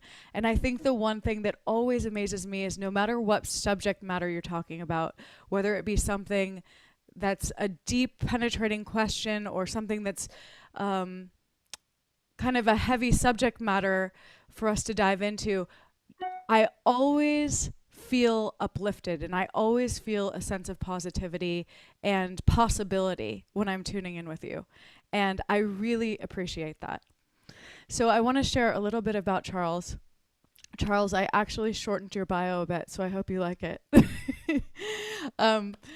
Charles, and in line with our theme tonight of Upleveling, I went back and watched it. I remembered this video, one that Charles did called Moving Towards Interbeing. Go check that out. It's all about upleveling in the ways we've been talking tonight and more.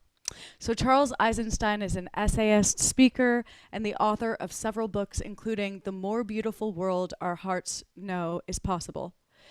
Born in 1967 as a very sensitive, intellectual, and dreamy child, Charles was always consumed by questions like, where did I come from? Why am I here?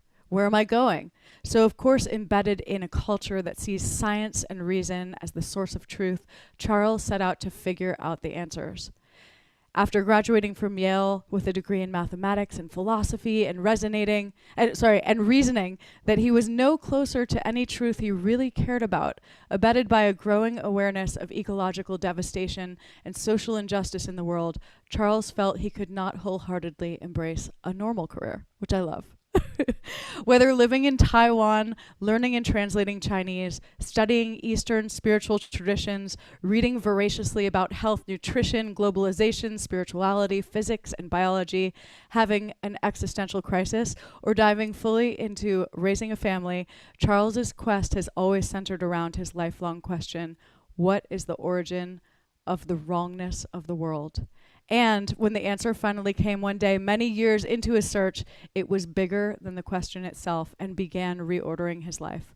Charles spent the next 4 years pouring his heart and soul into a book, The Ascent of Humanity, that lays out what crystallized that day. And I just have to say this, I love this quote. Sorry, Charles, I know I'm making you wait, but it's worth it. This is beautiful. Charles says, "I'm not the guy who has got it all figured out. I know that my books and other work comes from a deep, inspired source. But that source is not me. It's more like I'm connecting to a field of knowledge or to a story that wants to be told. This knowledge is as much my teacher as it is anyone else's. I'm kind of ordinary compared to some of the amazing people I keep meeting. I'm just as much in the learning as anyone else, wandering as best I can toward the more beautiful world my heart knows is possible, encumbered by the programming and the wounds of our civilization." Thank you, Charles. I love just your humbleness and your approach to being an ongoing seeker in this journey of life, and just being willing to ask the big questions and not say, I know the answer, but be in the question and take us all on that journey. So here we go. Can you talk to this theme of upleveling our humanities tribe? I think you're muted. Okay. Click on mute a couple times. Is it still, can you hear me now? Yeah, put your volume up one more click if you can. Okay, that's asking a lot here. But I bet I think can do it. Let's see I think here. you can do it. Yep, settings. See, maybe I'm not so ordinary after all. Look what I can do. Input. It's about figuring out. All the right, how little about things. now? How does it? That's good. I think that's Yeah. good. Can everyone hear Charles? Sounds good to me. Sounds Okay. good. Okay, well, let's hope so. So, yeah, thank you for such a kind and generous introduction. And thank you also for doing this for 79 weeks. In our current time, it actually takes quite a lot of courage to stand for peace when so much of public discourse is becoming militant and partisan. To stand for peace, and sometimes you might even get accused of both sidesism or spiritual bypassing or detaching from it all. But actually, peace is not a detachment. It is a form of engagement. And it's not just the absence of conflict or the avoidance of conflict, but it's bringing a sense of a different kind of outcome to the situation, which different from what? Different from one side wins and the other side loses. So I thought I'd read a little paragraph from an essay I wrote recently. It's on my Substack somewhere, and it is addressing, obliquely at least, one of these really contentious issues of our time.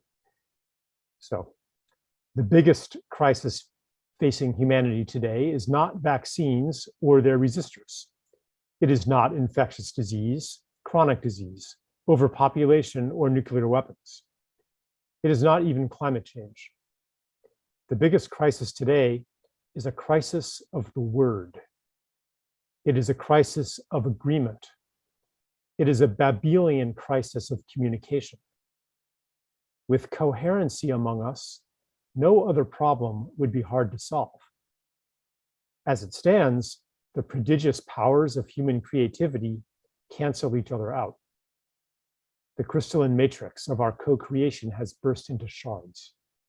Why? It is not from lack of skill in communicating. It is from a habit of perception, a way of seeing each other that makes us less than what we are. So I guess if we're going to talk about upleveling, I want to take us to what I've named there as the source of our, or the main issue, the crisis of the word. which is really a crisis of communication, which, and where does that come from? As I said there, it's not that we don't have the skill, it comes from, like, the feeling of being talked at, the feeling of being in a shouting match, the feeling of not being heard. That's where the crisis of communication is coming from. Ultimately, it comes from the way that we see each other.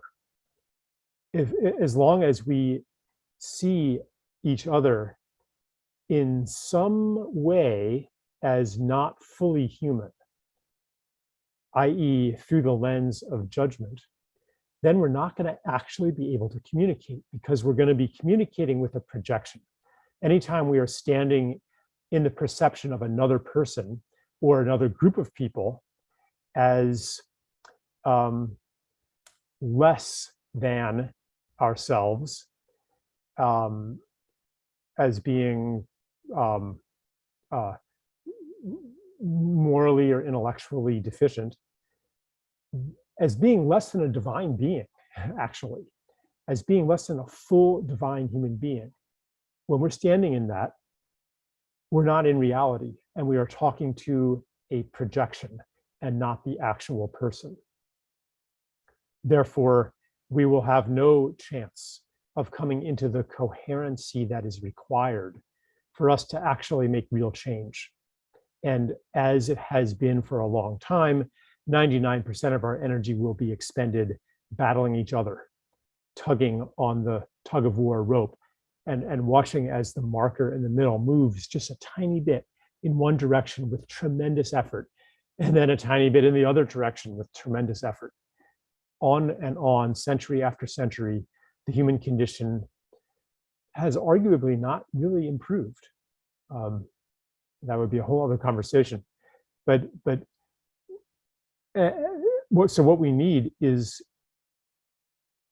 a different way of seeing each other and a different plot line, other than good finally defeats evil.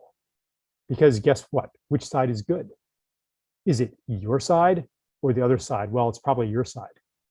So the other side thinks that also. And as long as the solution is to defeat evil, which is in the person of the other side, then endless war is guaranteed. That doesn't mean that you capitulate. That doesn't mean that you compromise things that are sacred to you. That doesn't mean that you don't ever engage in conflict. Peace is not the absence of conflict. What it means is that even in a fight, even in a time where you're standing up or speaking out courageously, something that might be unpopular, even in those times, you do not succumb to the illusion that the people you are speaking to are some degenerate class of being. And this requires, if you're going to stand in that, it's pretty hard to do that in the current social media environment, in the current media environment in general, where whatever news sources you look at, the other side is portrayed in the most unflattering terms. If you're looking at a left-wing site and they have a picture of, say, I don't know, Donald Trump or some conservative person, they'll choose the most awful looking, they might even Photoshop it to make it look worse. And if you're looking at a right-wing site and they have a picture of, Joe Biden or something like that, they're going to choose like the most unflattering picture of him, an invitation to hate, and a reassurance that we're the good guys. So we have to be able to say no to that invitation into the dehumanization of the other. When we are standing in the truth, which is the sacred full humanity of all humans on earth, we have access to a kind of power that is not available to someone who is only fighting the enemy. Even if it does come to a fight, we still have access to that power. And that is the power of invitation. Because the way that this is fundamental to what I was calling the power of word. Because when let's put it, the story that I hold about another person is an invitation for that person to step into the role of that story, into the role that that story assigns. So if I see you as an irredeemable psychopath or an enemy, or you're just greedy, or you're just stupid, or you're just selfish, or you're just whatever, I'm not holding space for you to be anything else. And I'm going to create the very image of my belief, because, you know, I'm treating you like that. I mean, I'm going to seem like that to you. But if I hold a different story about you, if I hold the story that deep down, whatever our difference of opinion, you too want a more beautiful world.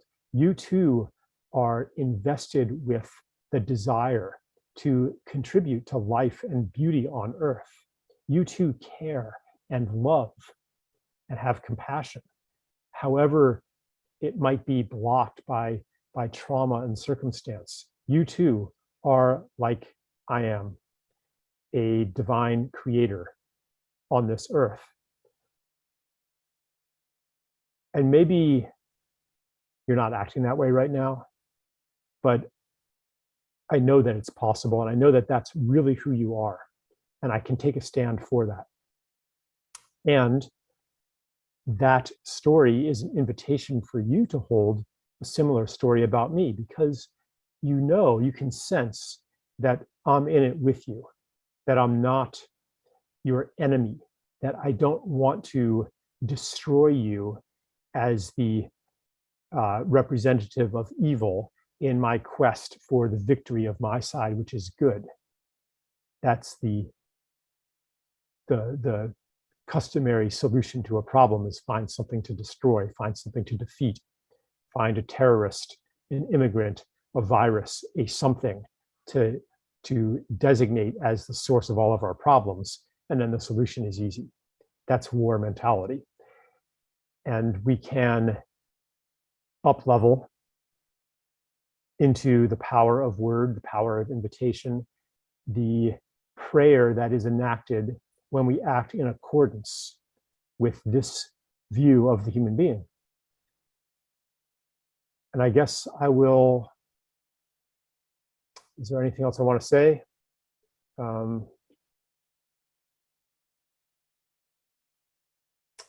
Yeah, just one quickly. Yeah, sometimes we might doubt that truth, not only of other people, but of ourselves as well.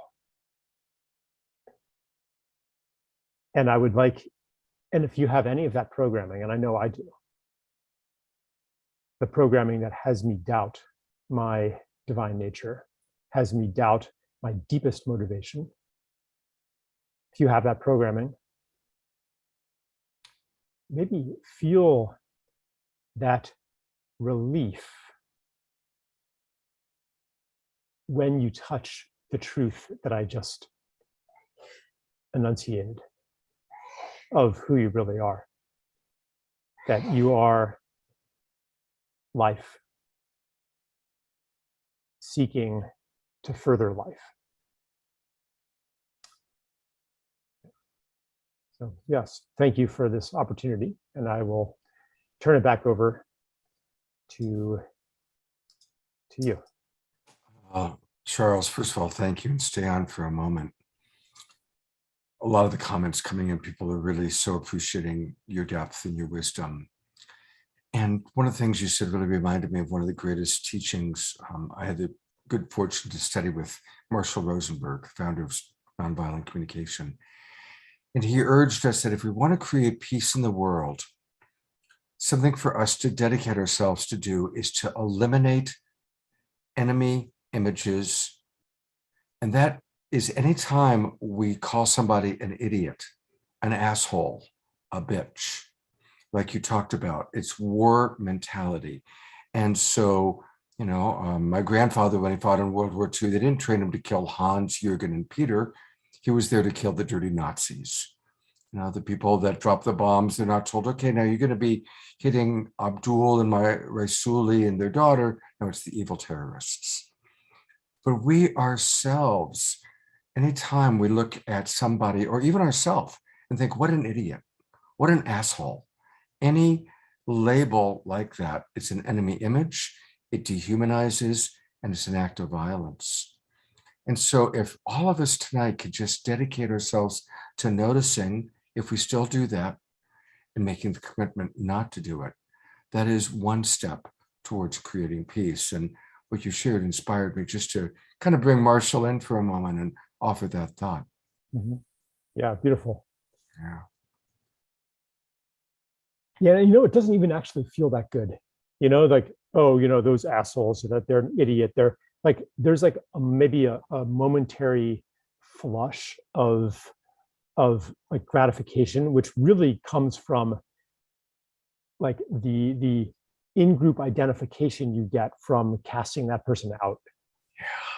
But that's a substitute for the real security of belonging that is so lacking in our society. Yeah, you're absolutely right. It's kind of like eating junk food. You know how like junk food, it tastes good in the mouth, but then as it starts going down the stomach and it hits the stomach, it's like, oh my God, what have you done to me? Mm-hmm. You just swallowed a brick. And it is like that when we say that. It's like it feels good in the moment, and then we feel that pain that we've just dehumanized somebody, that we've gone into war when we don't want to do that. So Charles, I want to encourage everyone to follow you, and his website is his name. It's Charles Eisenstein, EISENSTEIN.org. Notice it's a .org. And just want to encourage everybody right away, sign up for his newsletter. Actually, Scott, can I actually modify that? Yeah. Because like my website's kind of quiescent now, and I've moved to Substack. Oh, okay. So probably go to Substack. It's a whatever, charleseisenstein.substack or something like that. All right, let me try and pull that up while you talk for a moment. Yeah, sorry about that. No, that's right. Tell us about it. I'm going to remove myself while I look for it.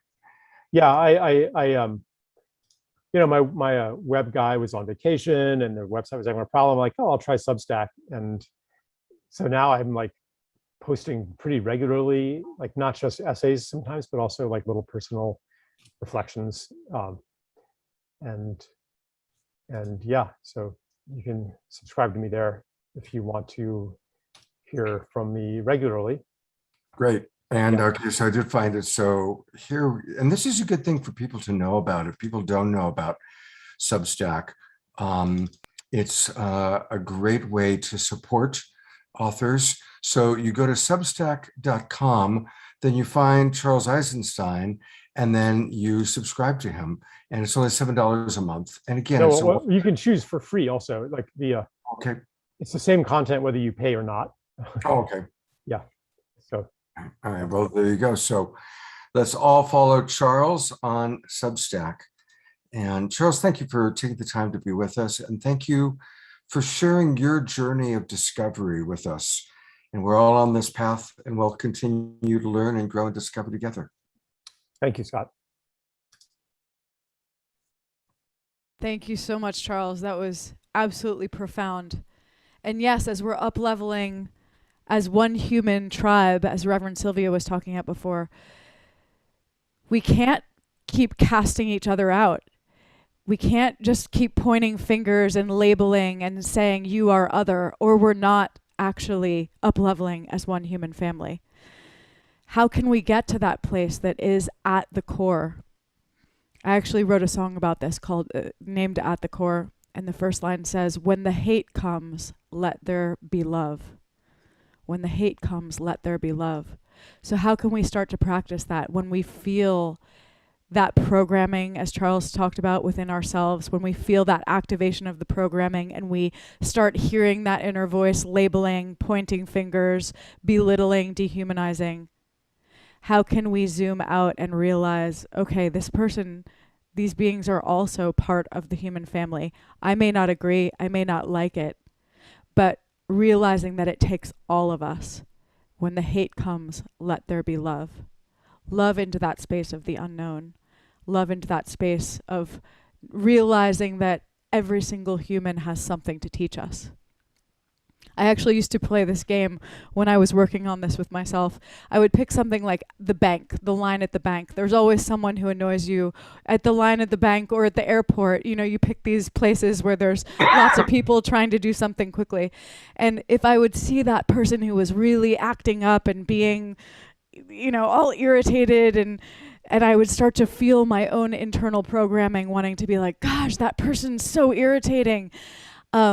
I started to play this game where I would zoom out and I would say, wow, we all came here to play different roles so that we could help see each other and reveal each other more. And so I would zoom out and say, gosh, that guy in the line at the bank, he really chose a difficult role. He kind of chose the role of like the villain in the movie so that I could start to see what that's like and realize, oh, I don't want to choose that. I want to choose something that's more peaceful and more harmonious. So that really helped me, just kind of playing this game where I could observe actions that I didn't agree with and then realize, oh, if that action didn't exist, I wouldn't be able to know that that's not what I choose and choose something different. So thank you, Charles, so much for reminding us all of this incredible zoom out and reminding us to monitor the programming that I know we each deal with and we each have been subject to throughout our lives and either plays in our beings consciously or subconsciously. So on to our last guest of the evening, who is a very special being and friend. It's my honor to introduce Neil Gaur. Is Neil here? Hi, Neil. Hi. Hey, thanks so much for being here.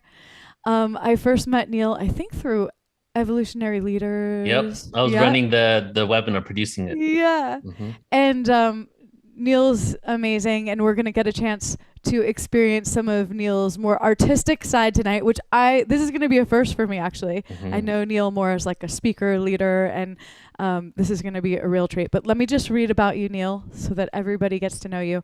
Neil is a philosopher, historian, researcher, and spoken word artist. He presents his research on the ancient wisdom and future science of sound, vibration, and frequency, as well as in-depth explorations into ancient civilizations and archaeological discoveries. Neil is the founder of Portal to Ascension, a conscious event production company created in 2008 that hosts a wide range of presenters on a variety of topics, such as the origins of humanity, the existence of extraterrestrial life, exposing hidden truths, and exploring the nature of reality.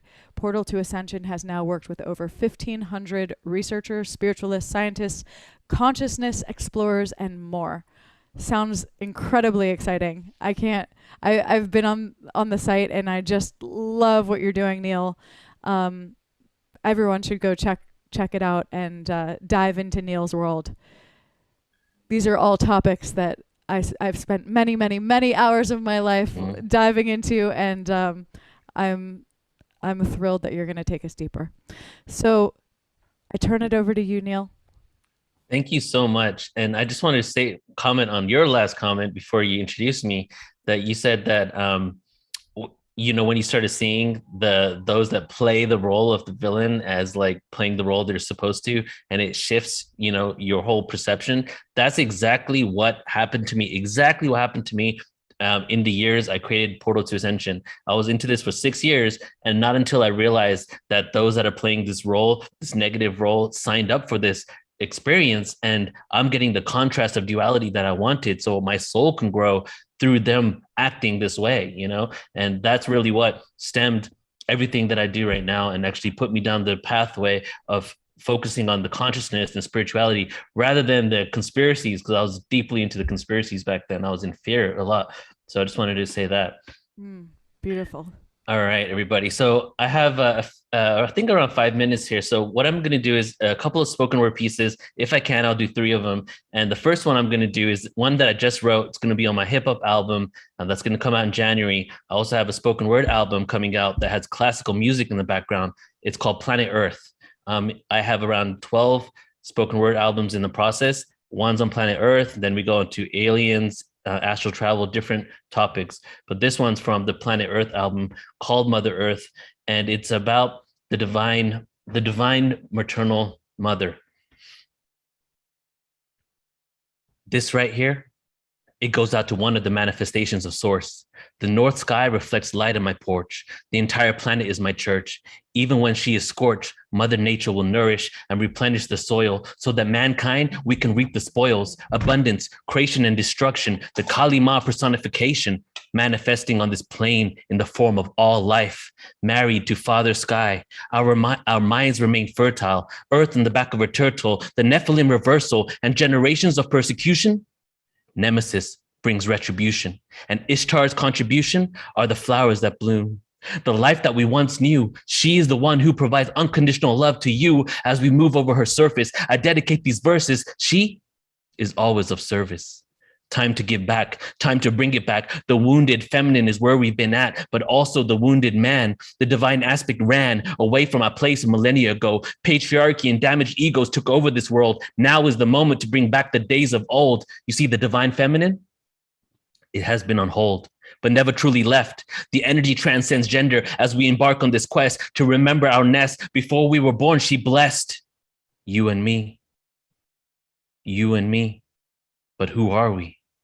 An illustration of beauty and art displayed in the cosmos for all those who pass us to see and admire. She is the fire, the water, the wind, the birds. All creatures have heard her voice, sings lands into existence, providing assistance and gravitational resistance so we can continue to thrive. When we die before our souls return to the sky, we join her and we become her again. She is the truest of friends, with us until the end and rebirth. She is Mother Earth. She is Mother Earth. She is Mother Earth.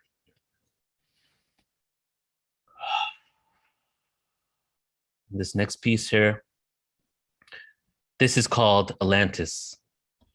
So let me ask you, everybody, are we one yet?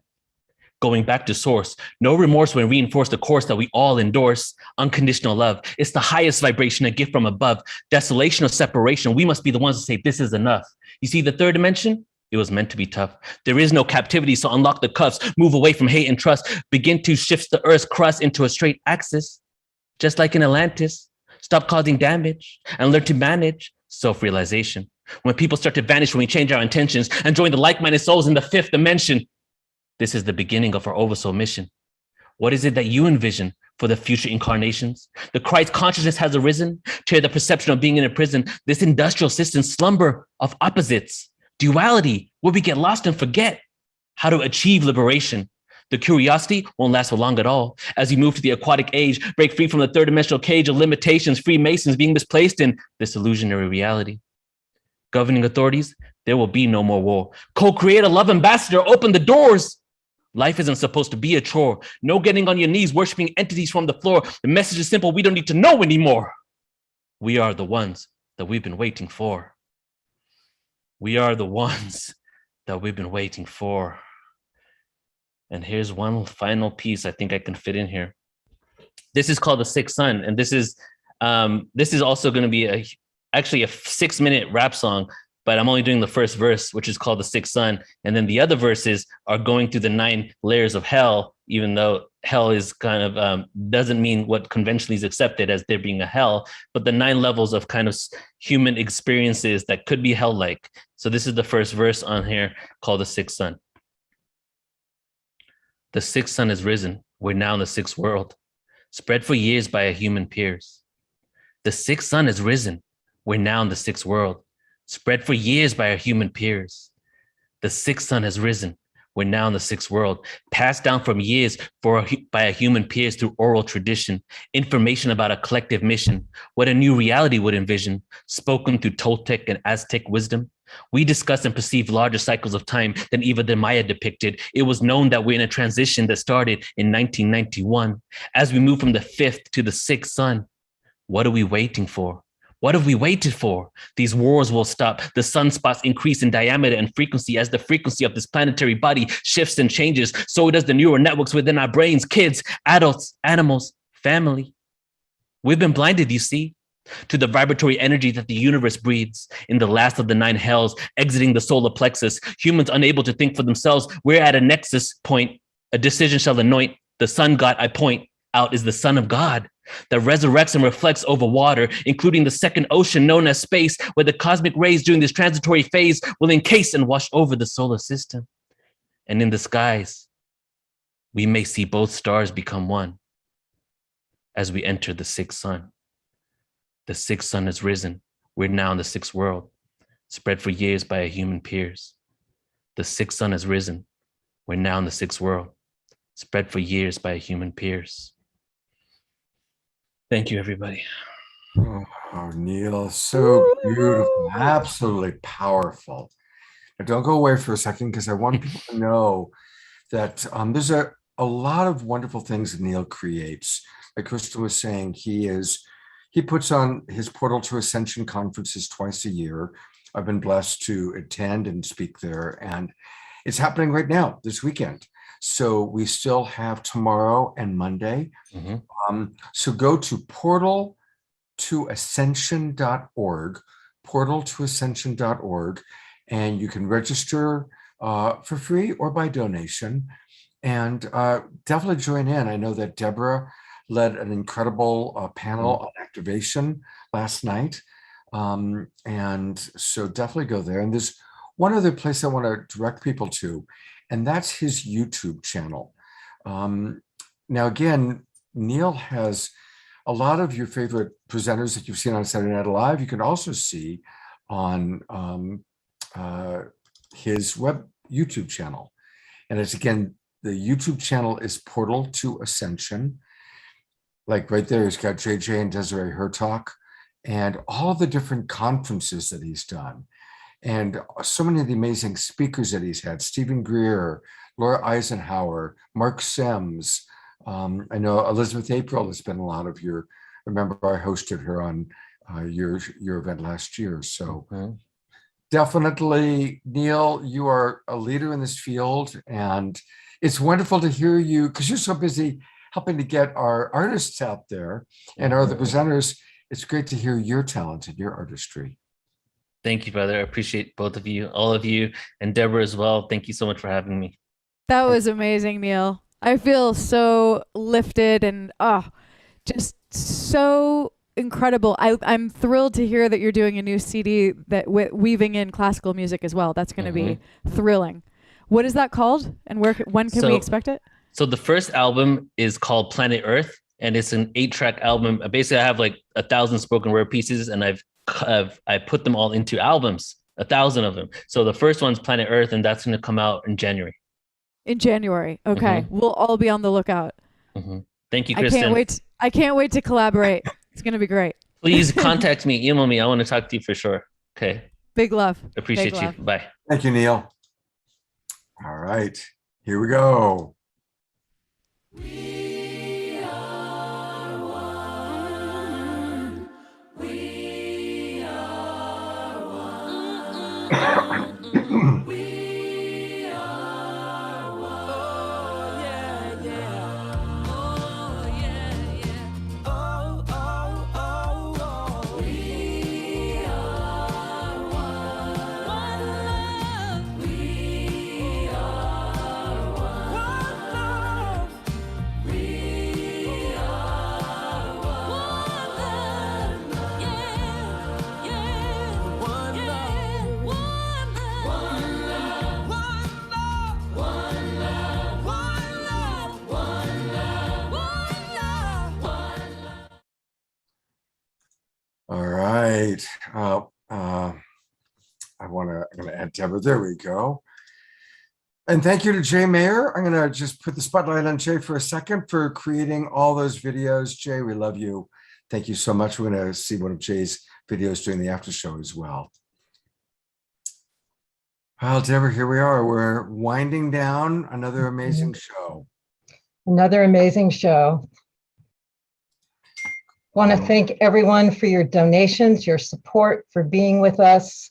It really encourages Scott and I to continue, just keep evolving what we're doing here. And so just thank you so much from the bottom of my heart and my energy. And everything that we've shared is on our email, so watch for the replay that comes on Monday.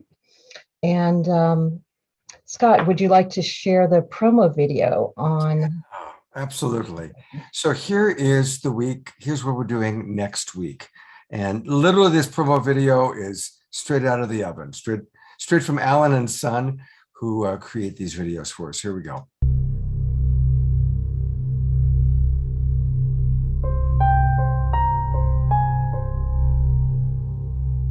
Throughout human history, there have been great beings who have led the way into helping us to see the next evolution, the next step forward for humanity.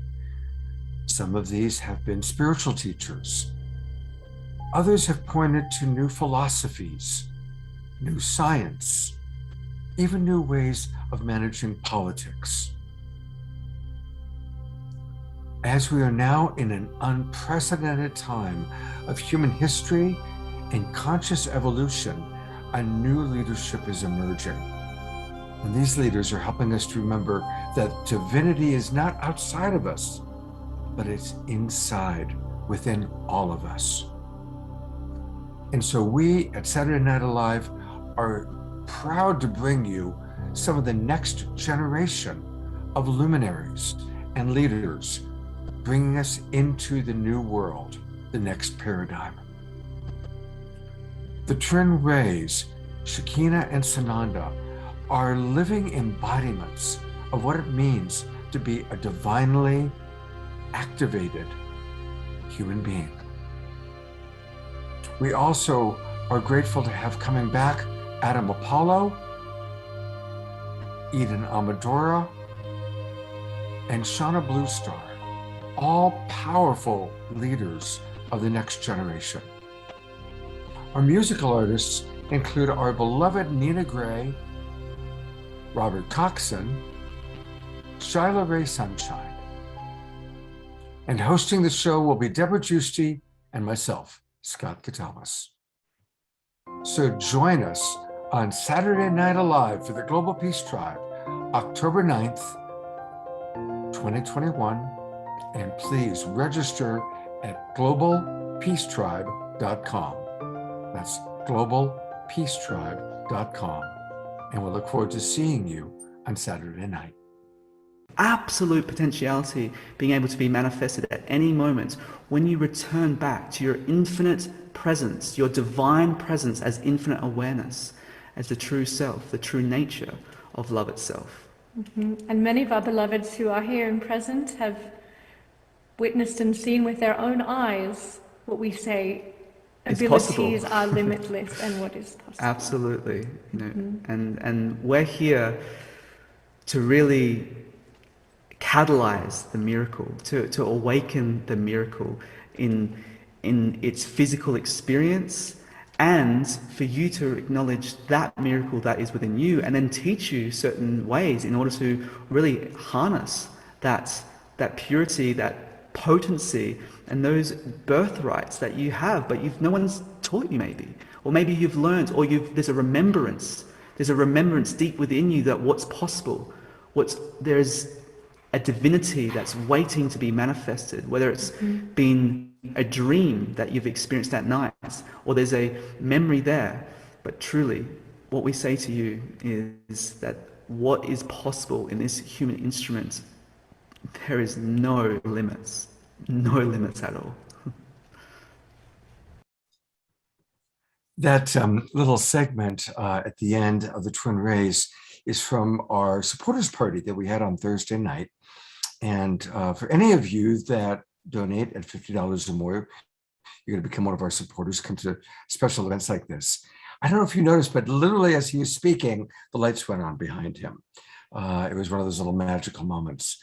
And I want to thank Alan and Son. I don't think they even knew I was going to. There's Alan's leg and there's Son. They're the people who create these videos. And what I love about what we're seeing is that's probably how most of you look on your couch, chilled out, watching Saturday Night Alive. So thank you, Alan and Son, for giving Kristin and Debra and I a visual image of what's going on with thousands of people right now.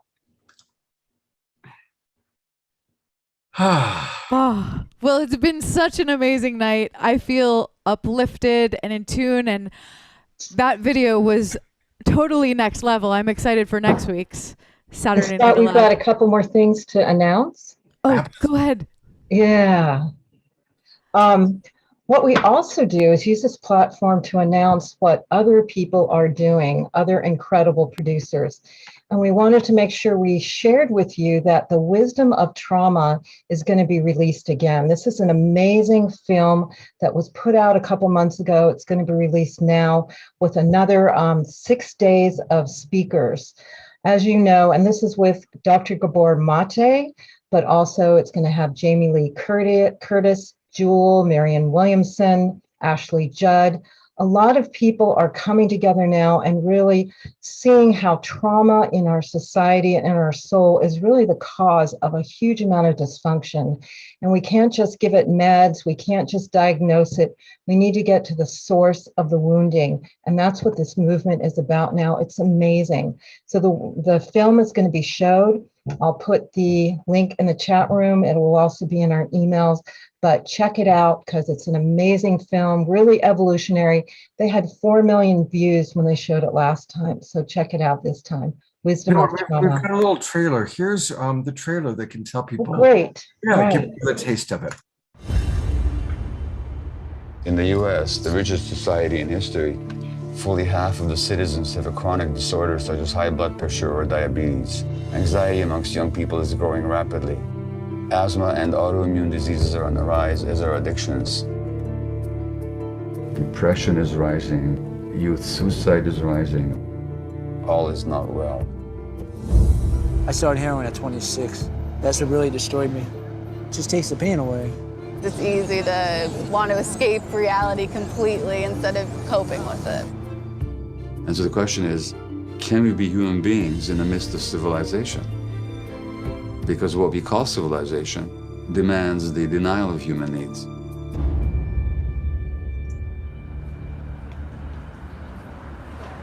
Please welcome Dr. Gabor Mate. Every human being has a true, genuine, authentic self. And the trauma is that disconnection from it, and the healing is the reconnection with it. Why do we get disconnected? Because it's too painful to be ourselves. So you sort of a bit like in The Matrix when Neo sees everything's made out of numbers. You look at people and you see all their trauma and damage. That's what I see. So trauma is not the bad things that happen to you, but what happens inside you as a result of what happens to you. What do you want to tell me? What comes up right now? Shame. Thank you. My father, he would spank us and take a belt to us. Who did you speak to about your pain? Nobody. Yeah, that's the trauma. In other words, by the time you're 5 years old, you're completely alone. People are much more lonely and isolated than they used to be. Literally, it causes inflammation in the body and suppresses the immune system. You've been diagnosed with prostate cancer. Correct. In my view, people that develop cancer have a hard time expressing healthy anger. Hillary Clinton versus Donald Trump, there were two traumatized people fighting to govern a traumatized world. That's exactly what I'm saying. And these are the people that our society rewards with power. Our schools are full of kids with learning difficulties, mental health issues that are trauma-based, but the average teacher never gets a single lecture on trauma. We need trauma-informed medical care, trauma-informed education. If we had a trauma-informed society, we'd have a society that looks much more compassionate.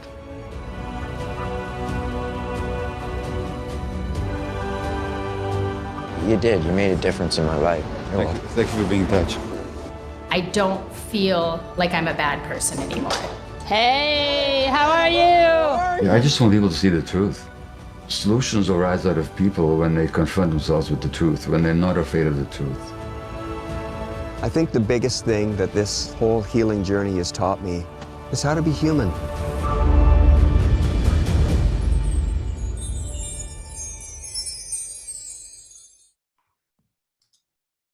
Wow. Powerful. Very, very powerful. So please, everybody, sign up, register if you have not seen the Wisdom of Trauma movie. Debra's putting that link into her Zoom room and also the Facebook page. A couple of last announcements. I really want to invite people to my Sacred Sunday show. And tomorrow's show is going to be a really special one. It's going to be with Daniel Balone. He's, again, one of our favorite musical artists, coming all the way from Argentina. He's in Argentina right now. And he's going to be talking about the power of Sanskrit mantras. He's going to sing some Sanskrit mantras for us and talk about that. So it's going to be a really beautiful opportunity for us to drop into that particular world of Sanskrit mantras. I'm curious if Kristin has anything to say about that in a moment. But one last thing I want to announce is every Friday night, I do 3 shows a weekend: Friday night, Straight Talk, Saturday Night Live, and the Sacred Sunday show. And next Friday night's Straight Talk, on Straight Talk, that's where we deal with kind of the more dicey issues, if you will, where we sometimes tackle tough stuff. And next week, we're going to be talking about how queer is still sexy and weird and beautiful. And we've got 3 people joining us that have a special coaching practice called Flourish Coaching, who are going to be with us talking about that. So it's going to be a special show. Every Friday night, I do Straight Talk with my teaching partner, Trish Wright. So I want to encourage you to join us. And that's always Friday nights at 7:30 Pacific time, 10:30 for you late East Coasters. So that's what we've got coming up. And we're about to roll into the after show. I'm going to bring Debra on to see if Debra wants to say goodnight or any final thoughts. Oh, just amazing again. So much gratitude to Kristin. We love you so much. You bring such a beautiful essence and healing and quality to our shows. This is an incredible collaboration. So we love you and appreciate you and all the presenters. It's just always amazing. And everyone joining, we can feel you and we love you very much. Great. Thank you, Debra. Thank you. Debra does so much. She's up early in the morning, working every day on this show. So thank you, Debra. Thank you for making it happen. Thank you both. You guys are so amazing. What an empowered team to work with. So much positivity. I feel like there's this attitude of we can figure out anything that comes up, and it's really a joy to work with you both. So thank you. And thank you all who have been watching tonight. We are just so honored that you join us, and with so much enthusiasm and love and willingness to open your hearts, open your minds. And it truly is something that when we can all dive in together and learn and grow as a team. Up-leveling, right? We have definitely done some up-leveling tonight.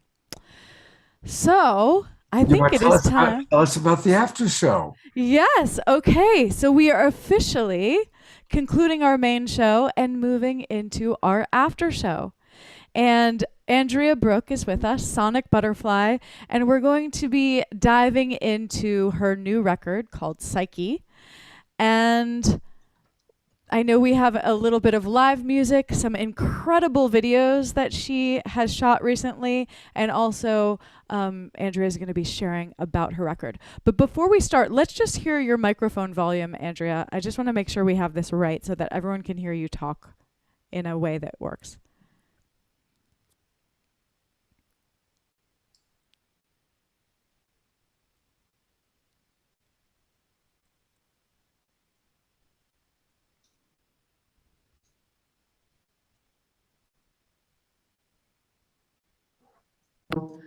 What happens if I just move to, so this is just my computer. I just switched over the audios right now, and then we'll switch back for the. Oh, that's actually really good.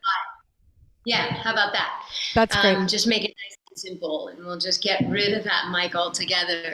Allow for me to talk without having to deal with it. Perfect. Then we won't get all that thing as well. And you know what I want us to do? I want us to start, because we're going to have a separate recording for the after show. So I am going to stop recording this. And Kristin, would you be willing to introduce Andrea one more time? And hang on 1 second. Okay. More than happy to do another introduction. All right. Hang on one moment. And there we go. Okay. Welcome, everyone, to the official after show. We are going to be joined by Sonic Butterfly, otherwise known as Andrea Brook, and we're having a kind of mini CD release journey. She's going to be taking us into her new record called Psyche and playing a bit live, and then some incredible videos that she has recently shot, and we got to see them earlier. They are stunning, and also taking us on the Psyche journey and what inspired and has led her through the whole process. So welcome, Andrea. It's such an honor to have you here.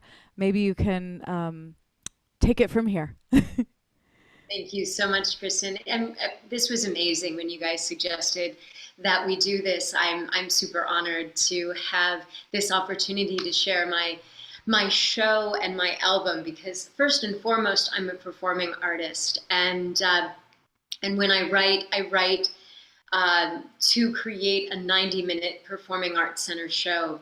And so this album is meant to be listened to from beginning to end, because it is a journey, and it is the spirit's journey through the human experience. And it begins with a song called Pojisai. And Pojisai is a temple, a Kuan Yin temple.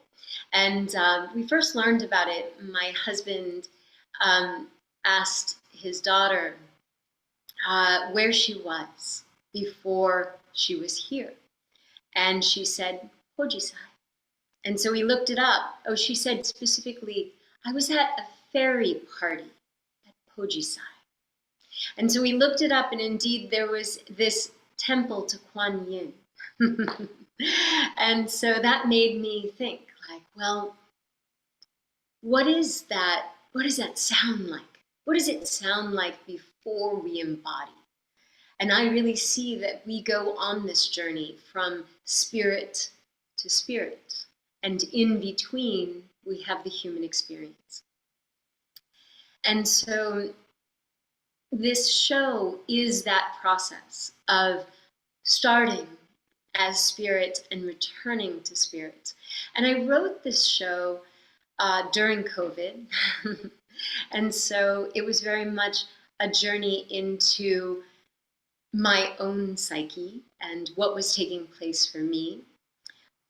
In the song that I played during the main show of Saturday Night Alive, Song in the Wind, that represented the return to spirit. My mother passed away in March of 2020, and my relationship with trying to connect with her in that spirit world.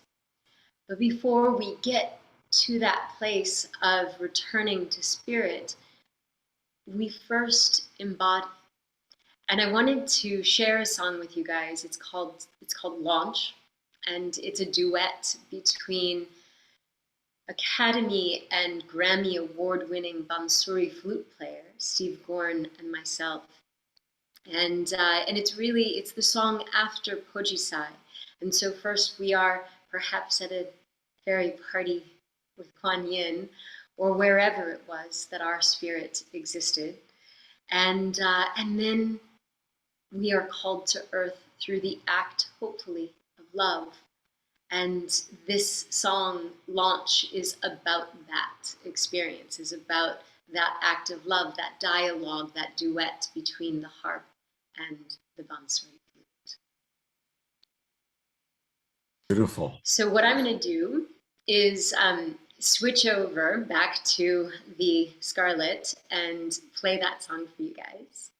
And so bear with us as I go back and forth between audio programs. I'm sorry about this. We didn't check my mic. While she's doing that, I'm just bringing up how this is, again, we are learning all about her new show and her new album, Sonic Butterfly Psyche. And it is available on iTunes. It's streaming on all platforms. And so you can learn more by going to sonicbutterfly.com, sonicbutterfly.com. And we're going to get a taste of it tonight. And then let's all go get the full experience. And thank you so much, Andrea, for blessing us with your presence and with this incredible opportunity to see your work.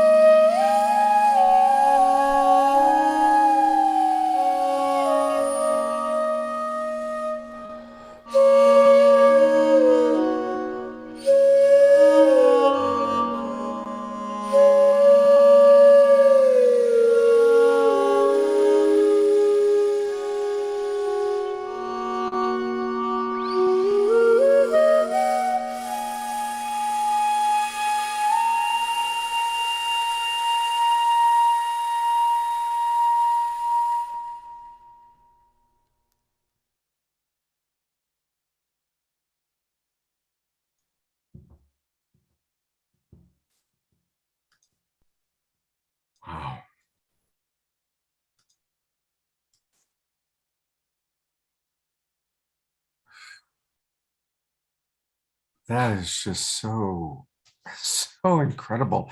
The juxtaposition of that beautiful flute and then what you create with your sonic harp, it's it's a sound we've never heard before. And at least I've never heard before. And it's such a beautiful, it's like again moving into the future. Kristin, anything? Just divine. I mean, that transported me. And I was also reading some of the chat, and people were asking about the instrument and feeling the incredible energy encoding, and noticing that your gloves kind of play the role of a bow. And wow, I love the duet with the flute too. It was really special to hear your instrument in its pure form, so that we could really take it in. I loved what you did before with the backing track. It's great to hear it both in a full kind of fully produced way, and then this gorgeous simplicity is so important as well. Thank you. Yeah, and in the show and on the album, I do about half of the show is solo songs, and then the other half is with either duets or with some fully produced tracks. And it was a really fun experience. I mean, I think that in many ways, the experience of COVID and writing a show during COVID is such an interesting thing, because I think it's very much like Saturday Night Alive, where, we're all at home, we're all having our own unique experience, and yet we want to connect with somebody. And so to write a song with somebody, and Steve lives in New York and I live in California. And, and so that process of reaching out to people, of having this concept for this show, and then reaching out to people and saying, okay, I have this idea for this song, and I feel like I feel like you're meant to be on this song, and then to write that and send it to them, and then for them to respond. Excuse me. And it's fascinating because, hold on one second. Excuse me. Rosin dust. 1 second. Take your time. Take time, yeah. While she's getting some water, probably. Just want to encourage everybody again to go to sonicbutterfly.com. We are going to see a video and hear an audio. We'll hear a little bit more from the Psyche album. And as an artist, Kristin, this must be so inspiring for you, because you're a brilliant artist. You've worked with some amazing musical talents, but have you ever experienced anything quite like this? No, I mean, this is a whole world of its own.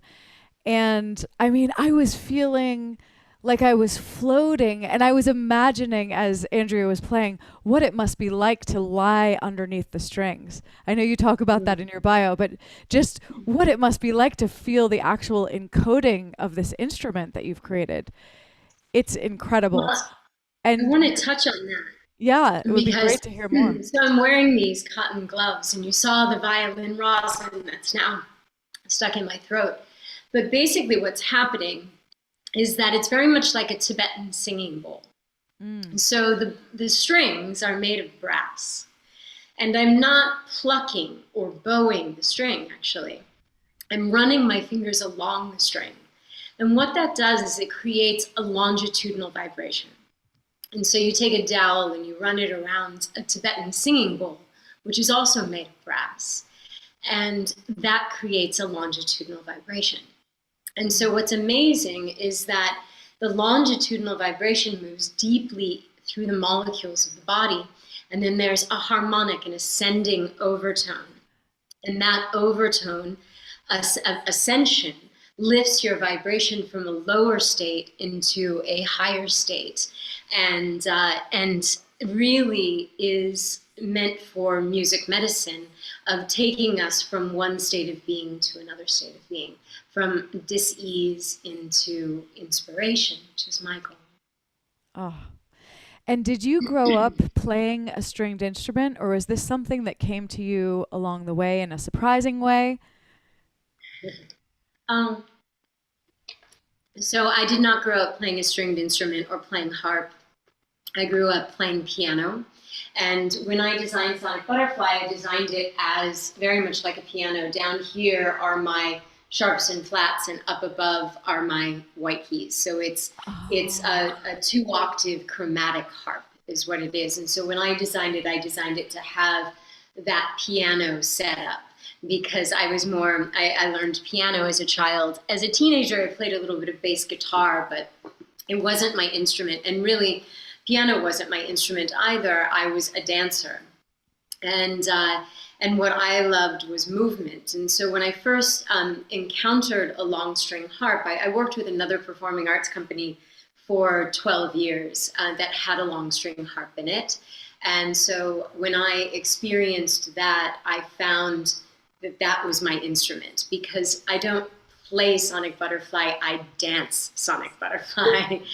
And when I write and how I play is all kinesthetic, and it's all an expression of my body. And as I write, I'm telling stories, and those stories are being conveyed not only through the music, but also through the movement of how that song is played and the experience of what that is. Like there's a whole process. So as I decided to write Psyche, what happened was that I had a dream, and a literal dream.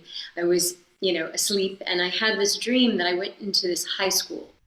And in that high school, each room had a different Shakespearean play acted out.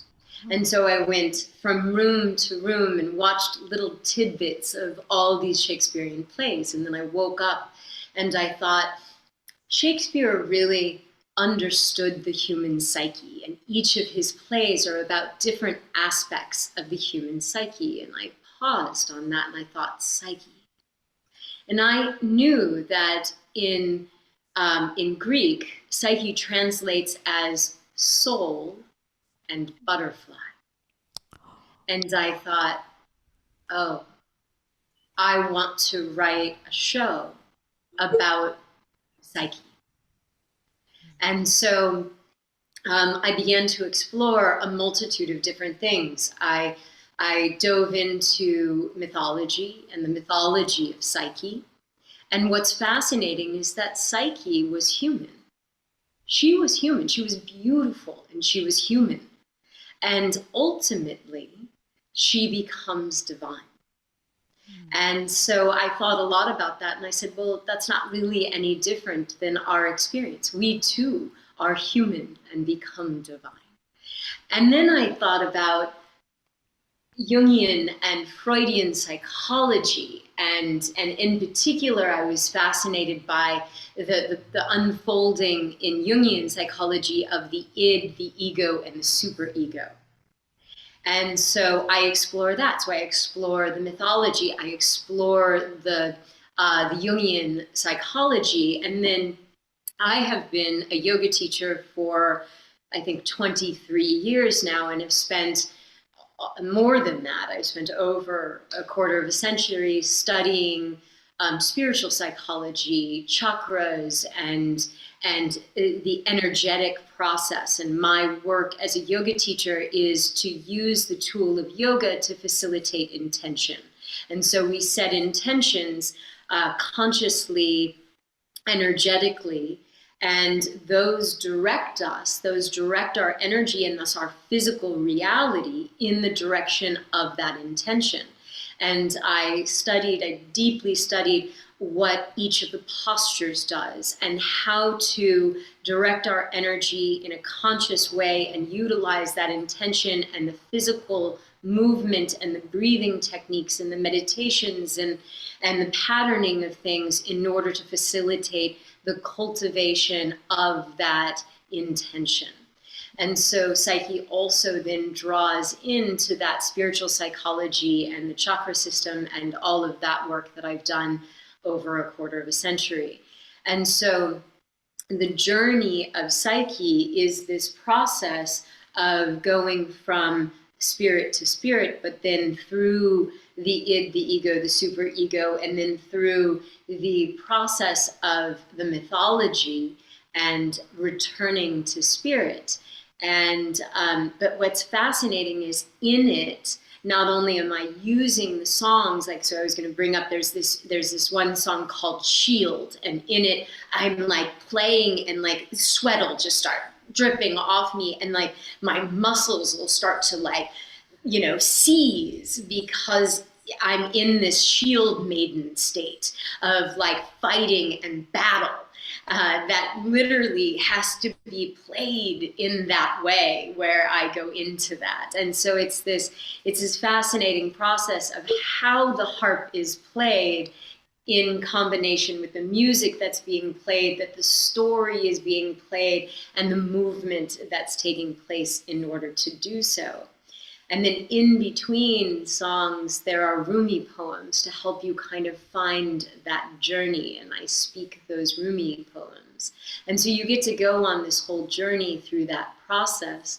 And then incorporating, as I was expressing before the rosin took over, this dialogue then with other musicians, and done over Zoom and phone calls and sending things to one another. And I don't know if you noticed, but in Launch, the piece that I just did, there are crickets.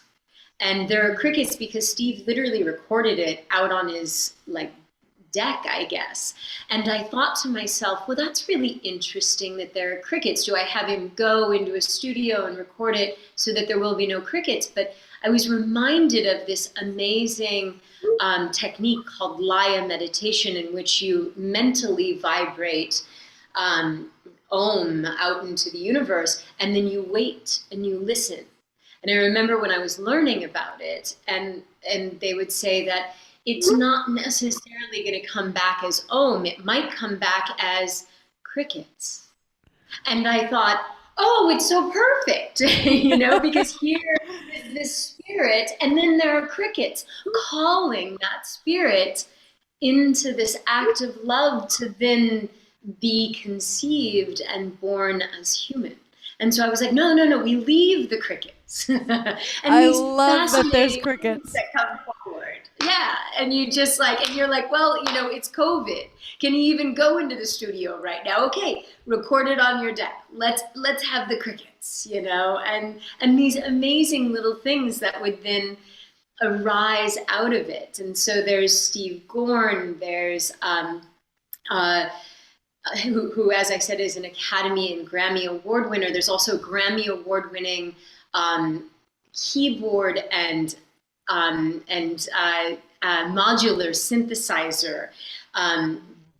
His name is Michael Jorgensen, and he's in the band Wilco. And I love that band. Yes. Oh my God, the fascinating process between the modular synthesizer and the strings, like that is a whole other thing. And I literally take a plastic bowl and I play the strings with this plastic bowl, and it's gritty and intense. And while that's all happening, David Lynch's vocal muse, Christabel, is turning into Venus and like ranting at Psyche, and you know, but then launching into this transformational experience of recognizing that it's through self-love that we really become divine.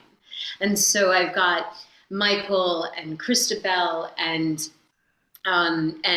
Steve and Tobias Hurwitz, and then the video that we have to show that's live from the Perkinson Center for the Arts, where you get to see it on the Performing Arts Center stage, is with violinist Chris Murphy, and it's a song called Dragon's Tongue. Ooh. Shall we watch this video, Dragon's Tongue? Let's do it. Watch. Scott, Here do we you go. have it loaded up? Okay. do. Amazing.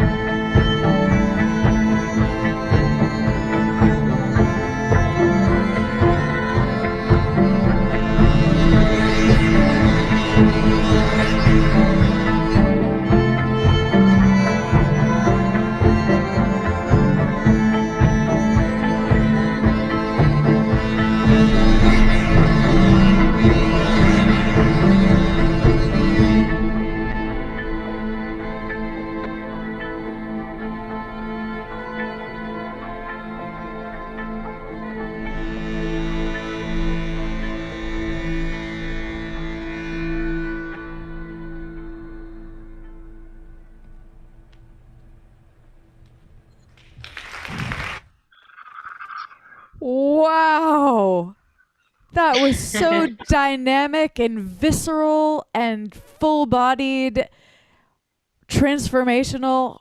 Oh my goodness, Andrea. Wow. Thank you. Thank you. Yeah, it's a fun one.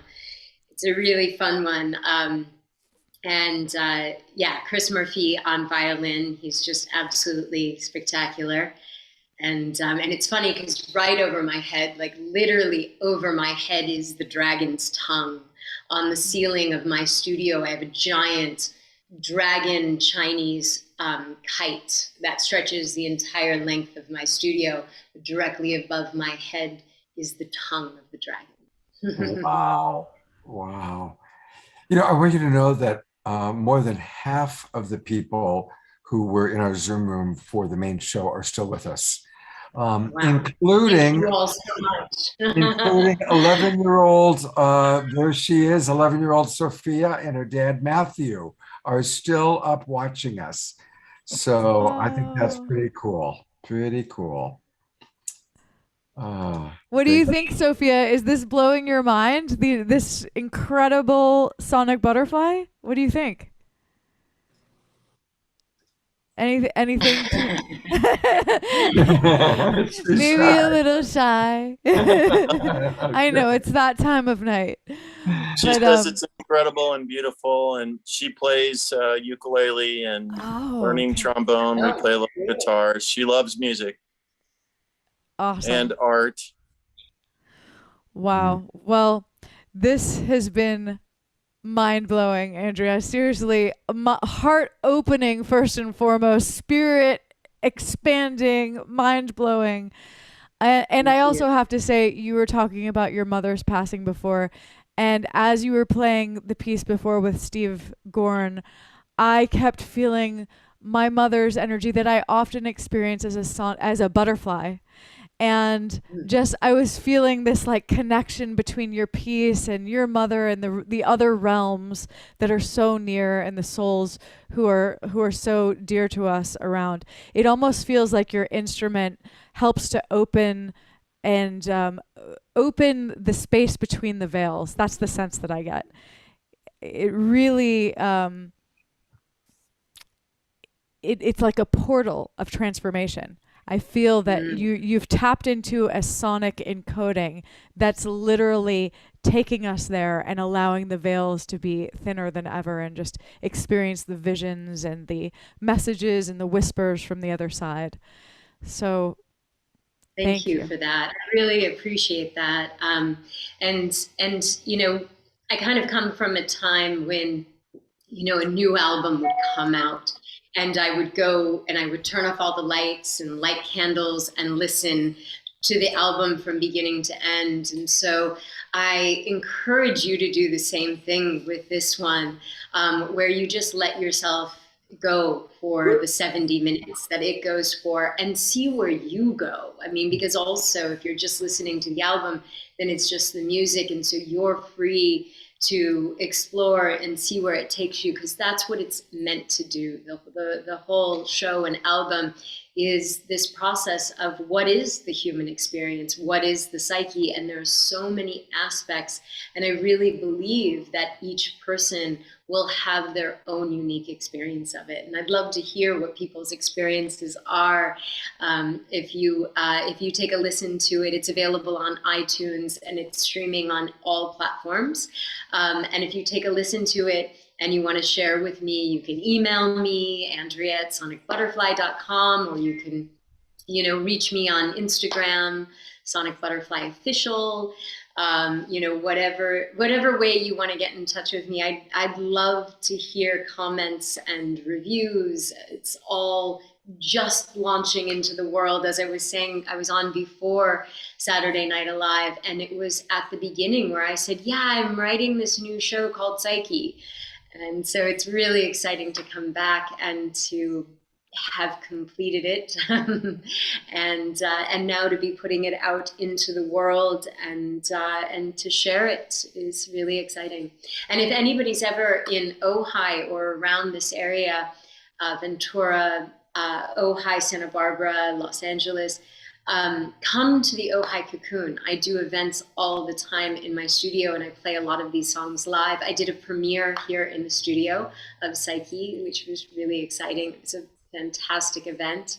And so I'd love to share my cocoon as well as my music. And at the end of every show, you get to get up and play the harp yourself. Wow. Yes, I open it up for everyone to play here in the cocoon. On Performing Arts Center stages, they don't usually let me do it. But here in the cocoon, you can come up and play. Well, I do come to Southern California twice a year, and definitely I'm going to have to stop in Ohio for sure. Visit you, and of course visit Mark Sims, one of our regulars, Yes. who's the neighbor. Yes, exactly. Yes, he is. We've known each other for years. I have a question I've been wanting to ask you, because I've been on your email list since the first time you were on the show. I'm very aware that you do a lot of yoga. You do yoga classes, you do online as well as regular classes. And so I just wanted to ask you about how you're clearly a yogini, how your yoga life has influenced and been influenced by your sonic butterfly life. Many ways, I don't really see them as separate. You know, I think that that the two support one another. I suppose I always go back to our ultimate teacher. And our ultimate teacher to me is the breath, that there is an inhale and there is an exhale. You know, there is the feminine and there is the masculine. There are, you know, always these dichotomies, you know, a coin having, you know, heads and tails. And that what we begin to realize is that there is no separation, that they are parts of the whole and that they support one another. In fact, the inhale creates the opportunity for the exhale, and the exhale creates the space for the inhale. And a whole breath is the inhale and the exhale. And so I look at the work that I do with, you know, with Sonic Butterfly and with yoga as just being one whole aspect of who I am. And what's taking place is that full expression. And I think even my name is Andrea, and so it starts with an and. And so it's about this integration. And this has been, I think you're gonna like this, Scott. This has been one of my favorite words lately, is integrate. Let's slow that down. Into great. Oh. That's what it is to integrate. And what is, you know, two things coming together into wholeness. You know, the act of love is that integration and that opportunity not to diminish one another or to reduce one another, but how can each support the other to be even greater than it is before. And so I see these two parts of myself as creating one another, as the whole experience of what I offer as, you know, as Sonic Butterfly and as a yoga teacher, and really my purpose in the world, you know, goes back to what I was saying before I played Song on the Wind, and that I really was inspired by the monarch butterfly and recognizing I need to fulfill my purpose, and that this purpose of mine is the authentic expression of what I do, and that yoga and Sonic Butterfly are the tools in which I express my authentic expression. Beautiful. You know, I love how you're working with the word integrate. And I, as a coach, often like to talk about intimacy, into me see, right? Which is similar to what you just shared is about integrate, because that's what intimacy really is. Into me will you see. Right? Yeah. And, yeah, exactly. And we are in this incredible time of integration, of learning, expanding, integrating, learning, expanding, integrating. And so I just am really so deeply blown away by your artistry and who you are. It's been wonderful to get to know you much more fully tonight. Yeah. Thank you. Thank you. Yes. You too. You too. And Kristin, to meet you and you just bringing such a beautiful aspect to this whole wonderful community and show that's been going on 79 times already. Truly amazing, my right? hat is off to you. Oh, wow, that's incredible. Incredible. So my understanding is we're going to close out by playing an audio recording that you sent me. And I think what I'll do is I can either put up your postcard, but I also kind of like this because it's a beautiful visual image and it's got your website. So what would you like me to have? Well, the other postcard has the one that has the psyche on it that says where you can get Psyche on iTunes or streaming on any platform. Okay, so it was the second slide that I gave you, and so I was thinking that could be up so that people could look for Sonic Butterfly Psyche and know where to get it, and then they can hear the song that I sent you is the finale song of the show, which is really just a little tag in it, and it kind of brings us back to the theme, which is that, you know, beauty is only beauty when beauty is in love, and that all of this process is an act of love. And that's what it is to be human, ultimately, is really to be in service to love. Now we're going to see if I can successfully have one playing and another thing on audio. So let's this is going to be an experiment. We're going to try this because I don't normally do this. So let me know if the sound comes through. Yeah. And this again is Michael Jorgensen and Christabel along with Sonic Butterfly.